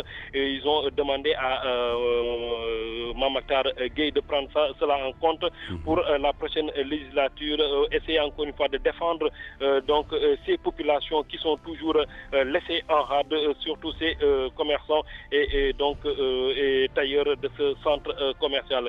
Donc ce sont ces visites de proximité que Mame Mactar Gueye poursuit ici à Dakar pour le moment. Depuis qu'on est avec lui, on n'est pas sorti de la capitale, on est toujours là. C'est ce qu'il a préféré avec ces visites de proximité. Comme je l'avais dit, cet après-midi, il sera à Nord Foire, non loin de Cambérène, sans doute pour d'autres visites de proximité ou bien des porte-à-porte pour essayer encore une fois d'écouter les populations et de discuter avec eux pour avoir le maximum de voix pour être au niveau de l'hémicycle pour la prochaine législature. Voilà, Mame Mactar Gueye qui poursuit ses visites de proximité avec le RDS, le Rassemblement démocratique sénégalais. Benoît, avant de nous quitter, vous nous rappelez l'équipe Choc? Oui, l'équipe Choc, comme vous l'avez dit, il s'agit de Barasso, le caméraman Barasso qui nous a rejoint hier, et aussi le technicien Serigne Mbacké Ndiaye comme logistique. Nous sommes avec Mohamedou Dien, donc c'est l'équipe Choc, comme vous l'avez dit, qui est avec moi pour ces quelques jours avec le Rassemblement démocratique sénégalais, Mame Mactar Gueye. Voilà, avec foi, professionnalisme, abnégation et rigueur en bandoulière. Merci Benoît Badiane. Tida, bonjour. Bonjour Thierno Diallo. Voilà, vous êtes avec la Fédération démocratique des écologistes du Sénégal avec Haïdar Ali. Voilà. Vous avez quitté le sud? Oui, nous sommes présentement à Bignona. Tout d'abord, signaler qu'il est en train de pleuvoir sur Bignona. Ça fait bon signe. Comme vous l'avez dit, la Fédération démocratique des écologistes du Sénégal, Natal Sénégal, avec Ali Haïdar, vient d'arriver donc à Bignona, comme je l'ai dit, sous la pluie. Mais malgré cela, les populations sont sorties massivement accueillir la caravane de Ali Haïdar. Les jeunes, surtout à bord de leur moto Jakarta, ont accompagné la caravane caravane jusqu'au centre-ville. Et en ce moment même, Ali Haïdar est en train de faire, comme d'habitude, sa marche verte à travers la ville, échanger avec les populations sur ses ambitions pour une assemblée nationale de rupture. La liste Natal Sénégal propose, comme il ne cesse de le répéter, des députés de l'action qui surtout vont œuvrer pour la protection de l'environnement. Hier, vous le savez, Tcherno, on était à Kolda et là-bas, Ali Haïdar est revenu largement sur le problème de la coupe abusive de bois qui, selon lui, commence à dépouiller la région du Fouladou de sa richesse. Il a même dit que cette coupe est en train de placer le désert au sein de cette région très riche en matière de bois. Il a donc invité les populations du Fouladou à voter pour Natal Sénégal, qui ambitionne de faire voter à l'Assemblée nationale des lois plus sévères à l'encontre des coupeurs de bois. C'est partout, Tcherno. Le leader de Natal Sénégal veut également aider les jeunes de la Casamance à trouver de l'emploi. Et à Kolda, il a réitéré sa volonté de créer des projets comme les forêts de fruits où les jeunes de la Casamance pourront eux-mêmes cultiver des variétés de fruits comme l'anacarde qui est très développée dans la zone et qu'ils pourront même exporter le surplus. C'est tout ce qu'on peut retenir pour l'instant pour cette caravane de Natal Sénégal. Et en ce moment même, nous sommes à Bignona. Après, nous allons retourner à Ziguinchor où une autre manifestation est prévue dans l'après-midi, Tcherno. François Xavier nee na ndax ndekki nga Tida. ne ko ndekki naa màdd sa laa ndekkee tey. ok yaa ngi Bignona te jamono ji sax yaa ngi ñu yëkkal ne mi ngi taw ànd ak Ali Haïdar. waaw jamono ji mi ngi taw fii nga xam ne mooy Bignona tey ci suba nekk la ñu egsi na ànd ak caravane bi nekk wante taw boobu moom teewul askanu Bignona bi yeewu nañu nekk dalal ki nga xam ne mooy Ali Haïdar ak ñi mu àndal ñu ba ñu ci bari nekk ay ndaw nekk ci seen moto Jakarta nekk ñoom ñoo dalal ñoo ñëw teeru si ki nga xam ne mooy Ali Haïdar ci buntu dëkk bi nekk fi mu ne nii nekk dugg nañu ci centre ville bi nekk Ali Haïdar def li nga xam ne mooy li mu duppee rek marche verte di weccante xalaat yi nga xam ne ñooy askanu Bignona ci ay ambition ci li mu bëgg rek ci benn assemblée nationale boo xam ne beneen doxalin lay am ndaxte liste ànd Natal Sénégal li mu bëgg rek mooy ay député yoo xam ne dañuy jóg rek nekk ay soldats pour aar li nga xam ne mooy sanu aalam jël nekk ay yoon ay loi yoo xam ne yu dëgër la yoo xam ne dina dissuader ñi nga xam ne ñooy faral dina saxal li nga xam ne mooy forêt bi.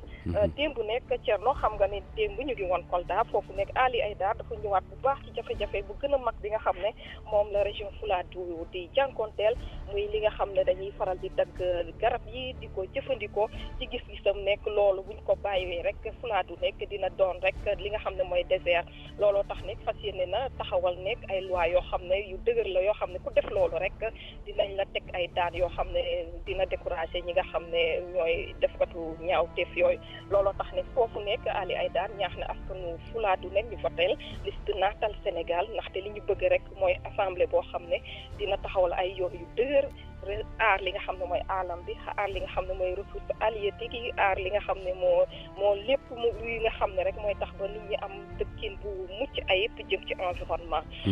Thierno Ali Haïdar yamul foofu bëgg na tamit dimbale ndaw Casamance yi ci ñu am xëy looloo tax fas yéene taxawal ay projet yu mel ni forêt de fruits nee na ay tool yoo xam ne la dinañ ci askanu rawatina ndaw yi dinañ ci mën a bay ay xeetu fruits li ci mel ni ay darka fi nga xam ne dafa développé lool ci zone bi. nee na ñooyu la buñ ko bayee sax bu ñu jaayee fii mën nañ sax di ko exporté bitim réew te loolu rek njëriñ rek lay doon ci ñoom loolu daal lañu mën a jàpp. Tida ñi ngi def marché vertam bi fii ci Bignona buñ fi jógee nag dinañ dellu Ziguinchor. foofu prévoir nañu def leneen manifestation ci ngoon si. Tida. oui. Ali Haïdar xam ba muy wax arbre fruitier yooyu ak verger yi xam naa yaa ngi ree. waaw boobaa de damay ñëw rek dëkk si fii. waaw léegi laata ngay génn Bignona da ngay dem ci benn kër nga wax leen wala ba nga ñaan leen ñu may la ci étoje bi dégg nga. étoje. waaw laaj leen ko équipe bi nga àndal. waaw maa ngi jaajëfal sama équipe bi nga xam ne dañoo dynamique trop te li ma wax la dara nekk Thierno ñooy sama guide touristique. ne nii moom ñoo may won. loolu ñaaw la Sané nga sant loolu ñaaw la ñu lay xamal Casamance. Amadou Tidiane Guissé. ok moo nekk si oto bi Labine Diamba. ak Sidi Thiala maa ngi leen di jaajëfal bu baax. Voilà, merci beaucoup Tida Sané et toute l'équipe de la RTS qui suivent donc Tida Sané et son équipe qui suivent la Fédération démocratique des écologistes du Sénégal avec Ali Aïdar avant de retrouver une Ndawen Aram Ndaw di jaajëfal Seydina Ousmane Gueye woon nañ léegi mi ngi Taysir di rafetlu ànd bi ñuy ànd ak rajo Sénégal Aram Ndaw ba bi may waxi lekk déggoo ma dégg naa la sax ti daal ak laa la waxal man maa bëgg yooyu moom moo bëgg yooyu voilà soxna si ñu ngi lay nuyu. maa ngi leen di nuyu bu baax a baax. waaw te di la ziar si àjjuma ji yaa ànd ak Union pour le fédéralisme et la démocratie. de Mohamed Tété Diédhiou. Mohamed présentement à Kaolack. tawul de tawagul.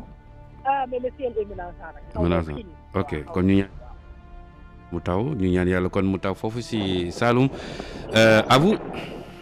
Merci beaucoup Thierno. Donc comme je le disais tout à l'heure, à Kaolack où Mohamed Tété Diédhiou de l'Union pour le fédéralisme et la démocratie doit démarrer ses activités du jour. Dans un instant. Adam oui. xaaral nga xaw a sori kii micro portable bi. wala ndekkee go. wala ma defaruwaat rek. waaw bisimilah. lii baax na. baax na waaw ñu ngi lay dégg. baax a baax waaw bi laa doon daw moo tax dafa xaw a fort côté bi ma nekkee. waaw laa yéen a ngi may dégg. waaw Saloum ñu ngi lay dégg bu baax a baax. waaw ok voilà donc à Kaolack Mohamed Tété Diédhiou va d'une minute à l'autre démarrer ses activités du jour. Mais retenez qu'hier il a eu une longue journée de campagne. Mohamed Tété Diédhiou a été à Louga, à Thiès, à Bambey, Diourbel, Mbacké, autant d'étapes donc qu'il a eu à faire à travers des rassemblements et des visites de proximité. Mais retenez également que le clou des manifestations d'hier, c'était vraiment à Mbacké, où il a eu à mobiliser. Et ce qu'on note, nous, particulièrement, c'est que Mohamed Tété Diédhiou, partout où il passe, il y a une forte présence de femmes. Et la principale doléance de ces femmes, c'est l'accès au financement et les équipements. Et Mohamed Tété Diédhiou qui se fait le plaisir de porter à la connaissance de ces femmes que l'UFD a un bras financier. Donc une association de développement qui se chargera à la fin de la campagne de revenir voir ces femmes pour voir avec elles tout ce qui est modalité de financement, d'accès au financement et aux équipements. Alors aujourd'hui, la première étape, c'est Kaolack. Après Kaolack, Mohamed Tété Diédhiou envisage d'aller à Kaffrine, à Koungheul, à Koumpentoum et à Tambacounda. C'est ce qui est prévu. Et partout où il passe, il rappelle également qu'il en est à sa deuxième législature. Il a été par 2 fois député. Et pour lui, il était important qu'il y aille seul cette fois, parce que pour les 2 fois, c'est sous des coalitions qu'il a eu à accéder à l'Assemblée nationale. Mais cette année, il a voulu se mesurer, connaître le poids réel de Mohamed Tété Diédhiou, ce qui fait qu'il est parti seul à ces élections Thierno. Ok Aram Ndaw yéen a ngi Kaolack ànd ak Mohamed Tété Diédhiou, Union pour le fédéralisme et la démocratie. waaw Kaolack fi ñu naan parcelle. ci militant yaa ngi koy xaaral di xam naa léegi mooy egsi. tàmbalee guñ. waaye ngeen jàpp ne démb daanaka moom fi ñu demoon bëri na ndax Louga la njëkkee woon jaar fi ñu naan Thiès ñëw Bambey Diourbel Mbacké na fa la mujjee démb waaye xumboon na lool. te fépp fu mu ci dem nag li ñuy remarqué ni mooy daanaka jigéen ñi daal moo ëpp ci li muy dajale moom Mohamed Tété Diédhiou. te jigéen ñooñu nag ñu ci bëri ci ñoom tamit li ñuy laaj mooy lu jëm ci wàllu jumtukaay yi ak wàllu financement. te moom it da leen di xamal ne UFD maanaam partem dafa am ci wet gi benn association boo xam ne ay jàppale jigéen ñeek ñi soxla jumtukaay ak financement rek ko tax a jóg. kon mu jox leen mu dig leen daje après campagne bi ne dina ñëwaat xool ak ñoom modalité de financement yi nan la ñuy def rek ba yeggee leen financement yi ñoom jigéen yooyu. di leen xamal ba tey ne moom Mohamed Tété Diédhiou am na ñaari mandat assemblée nationale nekk na ñaari yoon député. mais nee na ñaari yoon yooyu yëpp daal daanaka coalition moo ko yóbbu. ren nag mu bëggoon a natt boppam xool moom Mohamed Tété Diédhiou fan la toll. nee na moo tax ren nag moom dong ngeen di dégg moom rek moo dem ak UFD Thierno. Aram Ndaw Ndawen donc dans le Saloum ñu lay léegi ban équipe nga àndal voilà. waaw man maa ngi ak caméraman bi mooy Moussa Ba. Moussa Ba. preneur de son bi mooy Babacar Mbaye. le jeune Babacar. ak El Hadj Gueye moo nekk ci logistique bi. El Hadj Gueye ok. ñoom ñoo nekk ci logistique bi. voilà waa Kaolack ak leen di nuyu yéen ñëpp. ñu ngi leen di fay bu baax a baax. jërëjëf Thierno. voilà di nuyu waa Touba Ndorong di nuyu waa Ngane Sayer ak waa Koutal Malick Ndiaye. Jamila bonjour. Bonjour Thierno Diallo. Vous êtes avec la liste indépendante Defar Sénégal. Effectivement, Thierno, le leader du mouvement indépendant Defar Sénégal sera aujourd'hui dans la banlieue, précisément à Guédiawaye. Toujours par le biais des visites de proximité, Mamadou Sy Tounkara dit vouloir se rapprocher des populations, nouer des relations de confiance avec ces dernières pour mieux connaître les difficultés auxquelles elles sont confrontées. C'est le moyen pour lui d'élaborer, Thierno, une fois à l'hémicycle, un plan de travail qui répond aux besoins des Sénégalais. C'est aussi dans ce siège que le numéro 1 de la liste Defar Sénégal est allé hier au marché Sandaga, à la Médina. Et à Sandaga, après avoir prêté une oreille attentive aux commerçants qui se sont plaints d'être les parents pauvres du secteur informel, Mamadou Sy Tounkara les a exhortés à voter pour la liste indépendante Defar Sénégal pour changer la donne et avoir une 13e législature représentée par des députés qui lutteront pour un meilleur système de santé et pour un accompagnement sans faille des travailleurs du secteur informel. Au-delà, le drame du stade Demba Diop a été évoqué par les commerçants et le leader de Defar Sénégal s'est dit meurtri par le fait qu'au Sénégal, on oublie vite les accidents et de son avis, quand oubli s'installe, la permissivité reprend ses droits. C'était l'équipe qui suit le mouvement Defar Sénégal avec Khadija, camérawoman, Salif Sow, preneur de son, et Iboumam à la logistique. Tida, j'allais dire Tida, Jamila. Oui. Tey fan ngeen jëm ci ngoon gi. tey nag leader mouvement indépendant Defar Sénégal dina dem ci banlieue dakaroise bi. ku mel ni kii Guédiawaye jaare ko rek ci ay visite de proximité moom Mamadou Sy Tounkara xam le ne rek dafa bëgg rek andi am tabax ab relation ak askan wi relation boo xam ne sax dina tax askan yooyu le mën koo diis seeni soxla boobu su àggee assemblée nationale mu jaaree ci yooyu le soxla tabax ak plan de travail boo xamante ne dina dëppoo ak seeni mbëbët loolu nag ci loolu rek la dem démb Sandaga ca Médina ca Sandaga nag ba mu dégloo commerçant yi ñoom nag ñu fësal seen naqar ndax dañoo xalaat ne nguur yi ak institution yi ñoom daal dañ leen a néewal doole ci secteur informel bi Mamadou Sy Tounkara ci la leen woo xamal leen ne bu ñu ko votelee ba mu dugg assemblée nationale dana fexe ba changer loolu ndax dina liggéey ngir ñu am ñetteelu législature boo xamante ne député yi ca nekk daanu xeex non seulement pour système santé bu yees waane it pour gunge ak gunge gu mucc ayib yooyu le acteurs yu secteur informel bi bu ko weesee drame stade Demba Diop bi te waxtaane nañ ko commerçant yi sax ñoo yëkkati boobu le sujet ci le leader Defar Sénégal ñaawlu li nga xamante ne fii ci Sénégal saa su amee rek catastrophe nit ñi dañ koy waxtaane waaye daal di ko gaaw a fàtte te nag mu xam ne ne moom saa su fàtte amee rek nit ñi daal di delluwaat te comportement yi nga xamante ne moo ko indi woon mu nekkoon nag équipe bi di topp mouvement Defar Sénégal ak Khadija camérawoman Salif Sow preneur de son ak Ibou Ngom te logistique. Voilà, merci à Jamila Koli et toute l'équipe qui suit la liste indépendante Defar Sénégal. Merci beaucoup à vous. Luis Philippe, bonjour. Bonjour mon cher. Voilà, vous êtes avec Ades Garab Benen Bat Boubès.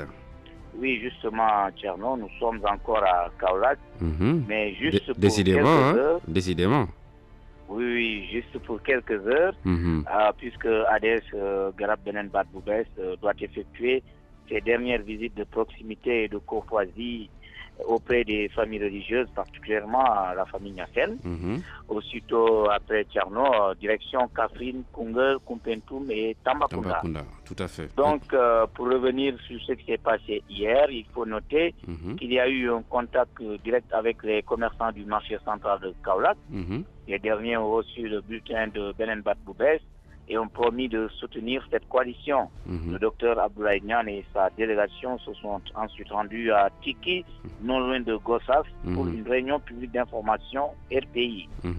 Et une fois là-bas à Tiki, électrification, projet de développement sont les principales doléances parce qu'il y avait une causerie avec les femmes particulièrement. Et là, Benen Bat Boubès a promis de prolonger ce débat une fois à l'Assemblée nationale. De l'électrification. Donc la journée s'est achevée à 8 km de Kaolack, au quartier Renaissance, où les jeunes ont réaffirmé le soutien à cette coalition des TP. Troisième sur la liste nationale, Amadou Senya a solennellement demandé au gouvernement de tout faire pour que les électeurs puissent disposer à temps de leur carte nationale d'identité. Sur cette même lancée, la tête de liste nationale, Dr. Zayan, a dit à la population de voter pour ceux qui défendent leurs intérêts, c'est-à-dire l'emploi, l'éclairage public, structure socio-éducative de base. Je rappelle que nous nous rendrons tout à l'heure à Kaffrine, Koungheul, Koumpentoum et à Tambacounda. Louis-Philippe Sagna Yandak, Dr. Abdoulaye Niane, yéen ngi ba tey Kaolack. waaw ñoo ngi ba léegi ñoo ngi nii ca Kaolack waaye duñ ci toog bu yàgg ndaxte gannaaw bu ñu dëmb bi nga xam ne def nañu ay tour ci biir dëkk bi fii ci Kaolack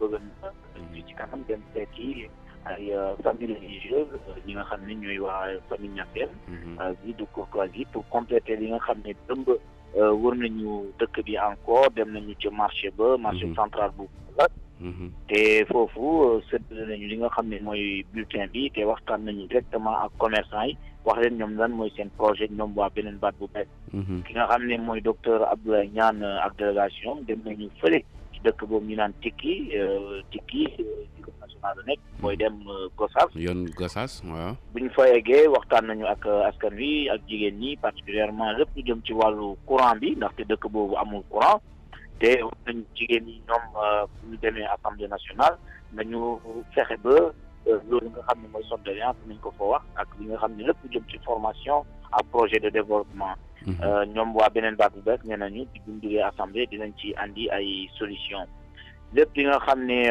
ci même lancé boobu maanaam ci même jotaay boobu dem nañu fële ca Koutal mu nga xam ne mu ngi féete fële 8 kilomètres ca Kaolack maanaam booy dem ci yoonu Casamance yoonu Nioro dem nañu foofu ci quartier boobu ñu naan Renaissance te daje nañ fa ak ay jeunes yi nga xam ne nee nañu ñoom coalition bi daal dinañ ci ànd jàppale ko ndaxte waa coalition bi ñoo yëg seen yiite ñoom ñoo ñëw ba foofu waxtaan ak ñoom ki nga xam ne mooy Amadou Senya moom kenn la ci leader yi te nekk troisième ci liste nationale bi moom de dëmba fële la def déclaration bi nga xam ne moom lépp lu jëm ci wàllu carte d'identité nee na mënul comprendre lu tax ba léegi nit yi mënuñ jox carte d'identité donc dafa ñaan li nga xam ne mooy kilifa réew mi ak gouvernement bi ñu fexe ba sénégalais yi daal jot seen carte nationale d'identité ndaxte ñëpp a bëgg dem voter waaw ki nga xam ne mooy Abdoulaye Niane docteur Abdoulaye Niane te nekk tête de liste nationale moom it nee na waa Koutal xam lu ñuy def bu ñuy tànn ñu tànn ñi nga xam ne ñooy xalaat seen yiite maanaam ñu défendre ñi nga xam ne ñooy défendre seen intérêt léegi intérêt mooy am liggéey éclairage public ci biir dëkk bi Koutal ndaxte meeting bi sax du réunion bi daal daanaka mënuloon continuer ndaxte dafa lëndëm après donc waxtaan bi mënuloon yegg loolu tax mu ne leen il faut ñu mun a am éclairage public ñu am ay infrastructure socio-éducative de base maa ngi fàttali ni buñ ciy jógee fii nii tey jii nii dinañ def nga xam ne Kaffrine Koungheul Koumpentoum ak Tambacounda ok ak équipe bi waaw ñan la fàttali ñu ko équipe bi ñoo ngi nii ak Sayer Fall comme caméraman Babacar ñi ngi comprendre le son ak logistique bi Gora John moo ko yor ok ñu ngi leen di jaajëfal baax a baax Louis Philippe merci beaucoup merci beaucoup. waaw boo leen demee Léona Niassène Medina Baye ak Léona Kaneen bu leen ñu fàtte si ñaan. Yolande Ndiaye, bonjour.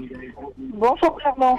Vous êtes toujours avec la coalition Mbolo Wade. Vous étiez hier dans le département de Guinguinéo, c'est cela? Et nous y sommes toujours, c'est bien ça, Tierno.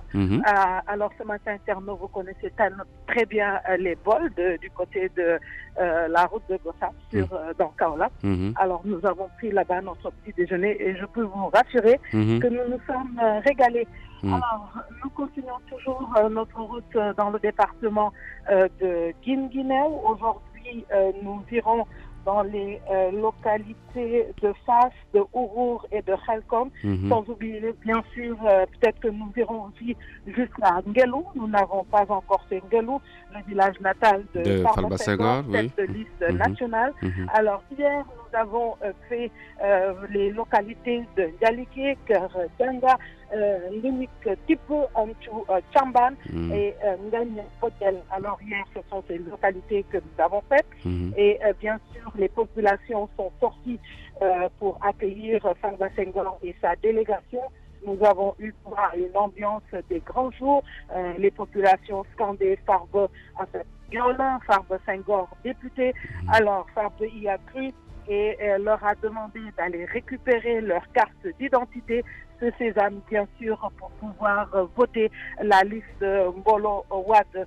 Farba Senghor a promis à ses populations, surtout aux chefs de village, de tout faire une fois à l'Assemblée nationale pour que la fonction de chef de village soit rémunérée, du moment où c'est bien sûr ces chefs de village qui règlent la majeure partie des problèmes des populations. Les femmes, elles aussi, ont exposé un chapelet de doléances devant Farba Senghor qui veut être à l'Assemblée nationale. Alors, les gens sont notés celle de l'accès. Yolande? Allô, Yolande? Voilà, vous pouvez vous déplacer un peu. Voilà, décidément, ça a signalé. On a perdu Yolande, sans doute absorbé par son copieux petit déjeuner.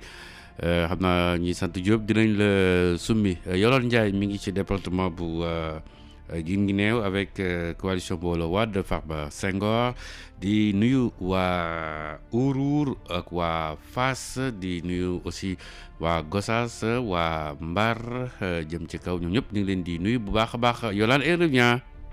Voilà, alors Thierno, je vous reviens. Voilà, 5 sur 5 maintenant. C'est bon 5 sur 5. Mais voilà, très bien. Alors, Thierno.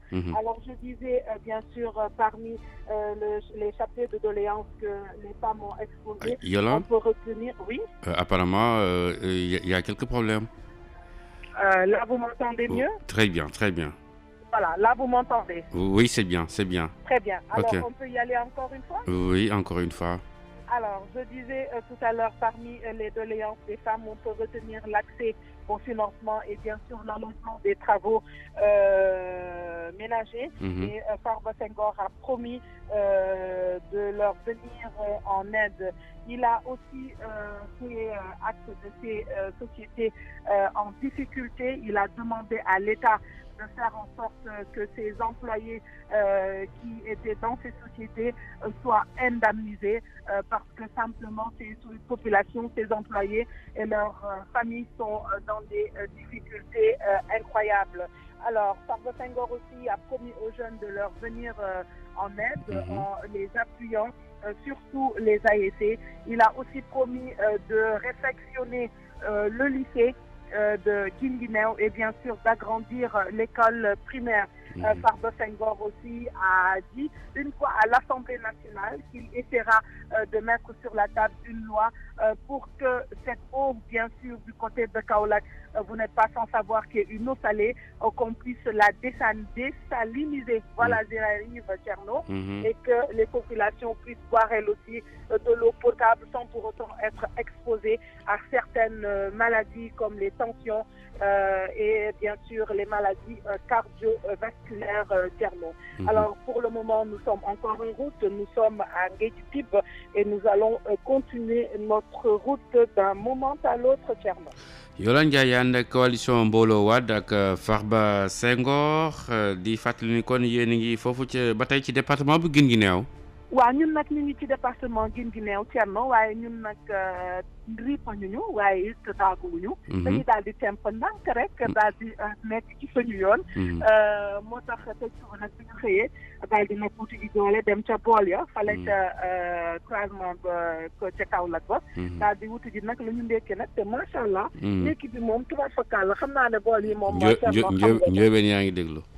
waaw amul benn solo dañ daal di wut rek tuuti doole rek. Cheikh Diop mi ngi déglu Cheikh Diop ak Moustapha Diop borom Café Touba ñi ngi déglu. Moustapha moom déggul dara Cheikh moom sama càmmiñ la. aywa. waaw fu mu ne nii nag tey Thierno. dañu di dem Fass dem Ouro dem Xelkom. loolu yëpp mu ngi ci biir département wu Guinguinéo. démb nag def nañu ay localités yu mel ni Dialigué def Kër Ndiaga def Nguédjitib def Antu Combel ak Ngagne Bodiel.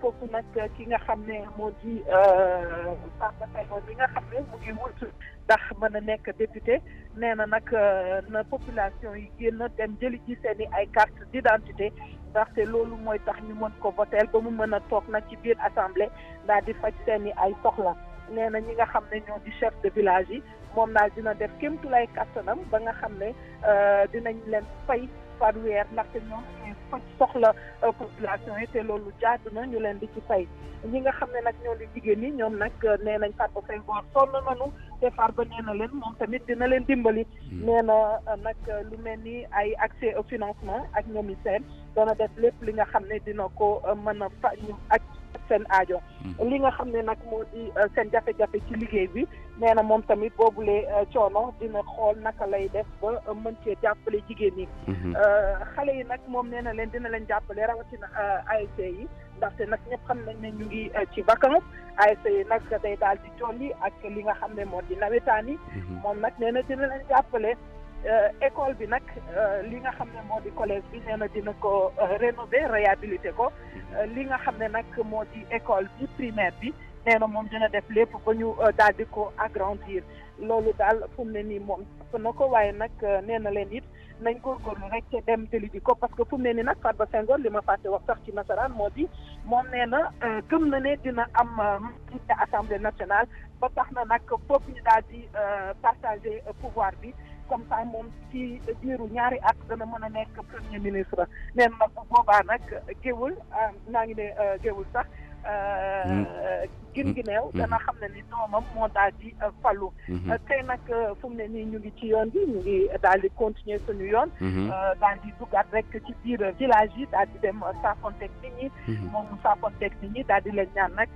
mu ñu votel ko ndaxte nag moom fu mu ne nii tey moom xam naa dinañ def ay village yu bëri Thierno. sa équipe amul njóobeen de. sama équipe nag amul njóobeen waaye nag Thierno may rek ma daal di nuyu. suñu benn chauffeur RTS bi nga xam ne moom daf ma saafara boppam rek. far nag ñu koy woowee fële ca baax ca Diop bu Yolande. kon nag Diop bu Yolande xam naa ne mu ngi ci su campagne bi. maa ngi lay nuyu. di la ziar. ndaxte moom wax dëgg yàlla ñoom ñëpp macha allah ma def jigéen. ma leen di nuyu bu baax di leen ziar bu baax Diop bu Yolande kon nuyu baa ngi noonu. maa ngi ànd ak Babacar Faye ci logistique bi. caméra bi Clément Tabatou ma ànd ak Antoine Delgato. kon nag mu ngi nelaw fu mu ne nii sax. ci première de son waaw. coono gi la waaye xam nga nañ ko jàppee ne liggéey la rek te léegi mu jeex incha allah. incha allah voilà. di la jaajëfal bu baax yow tamit Thierno. merci di jaajëfal waa rédaction bi yëpp. merci Yolande Ndiaye avec la coalition Mbooloo Wade di ziar bu baax a baax waa Ourour c'est sur la route de Gossas. Technique Siley Bari, réalisation de Dame de Cœur, Maria Mamane, Georgia Cissé, distribution Ousmane Sow, au micro Thierno Diallo. Merci à tous nos auditeurs qui nous suivent sur Radio Sénégal, c'est l'ensemble de son réseau synchronisé. laata ñuy jël keneen ku nekk sur les routes de la campagne di leen fàttali di campagne des auditeurs laaj bi mooy lan ngeen gisee la ngeen xalaatee appel bi nga xam ne maître Abdoulaye Wade wax na ko talaata ñu wàcc ci mbedd mi ngir ñaawlu doxu kàkkatar bi nga xamee ni moom la séddaleem carte d'identité tëddee ci réew mi loolu nag 5h30 lay doon ngeen woote ci 33 849 12 45 sur les routes de la campagne.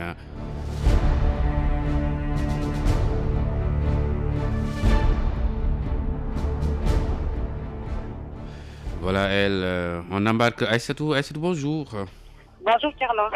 Voilà Aïssatou Sall qui est avec la Convention citoyenne Nénène. Oui, tout à fait. Je suis avec la Convention citoyenne Nénène et actuellement nous nous rendons présentement donc à Touba. Nous sommes comme ça sur la route donc pour Touba où le leader de la Convention citoyenne Nénène doit tenir des visites de proximité, Mamadou Gueye qui va donc rencontrer à Touba des religieux, mais aussi d'autres personnalités. Et revenons maintenant sur la journée d'hier. Hier, donc, dans la soirée, nous étions à Medina Fall, à Thiès, où donc la personne investie, une certaine Fatou Baba Khan, a tenu un meeting. Elle dirige donc une organisation féminine à Thiès. Là-bas, c'est la deuxième de la liste qui a représenté le leader de la Convention citoyenne Nénène, Mamadou Gueye. Et cette dernière est membre de l'association Nimbali Jabot, une association qui a choisi donc de soutenir la Convention citoyenne Nénène dans ses élections législatives. L'association donc dit ne pas faire de la politique, mais croire aux valeurs de la Convention citoyenne Nénène, des valeurs qui sont donc Ngor, Djom, Fulla, Fit et Kersa. Car Nimbali Jabot croit au travail. L'association qui s'active donc dans le social et le développement a appelé à voter Mamadou Gueye de la Convention citoyenne Nénène. Avant-hier, nous étions à Diourbel où une caravane a été organisée. Là-bas, on a noté une forte mobilisation, des dizaines de motos Jakarta et des cars Ndiagandiaï ont accompagné la caravane. Nous avons fait le tour de la ville de Diourbel et vraiment l'ambiance était au rendez-vous, Tierno.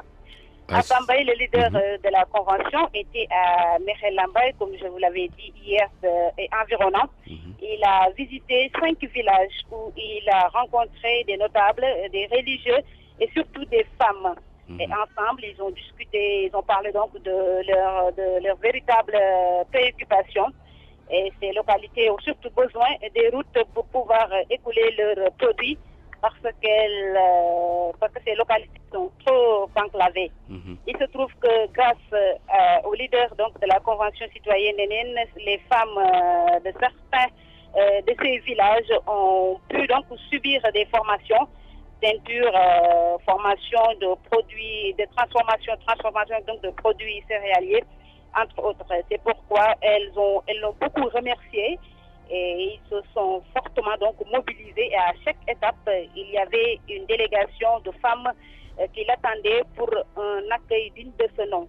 Et ce que j'ai constaté là-bas à Tierno, dans ces villages donc, c'est qu'il n'y avait pratiquement pas d'hommes. Il y avait que des femmes qu'on a trouvées dans les champs en train de travailler, et des enfants et des vieux. On dirait que la plupart des hommes donc sont ici dans la capitale pour donc gagner leur vie. De ce fait, donc, les femmes ne veulent pas rester les bras croisés, donc elles veulent travailler, elles veulent des financements pour le projet afin de développer donc leur localité. C'est pourquoi elles ont beaucoup salué l'aide que leur a apporté le leader donc de la Convention citoyenne Nénène et elles comptent voter pour Mamadou Gueye pour qu'ils défendent au mieux leurs intérêts à l'Assemblée nationale. Voilà donc, Tierno, ce qu'on peut retenir donc de la Convention citoyenne Nénène en route donc pour Touba aujourd'hui. Aïssatou Sall yaa ànd ak Mamadou Gueye yéen ngi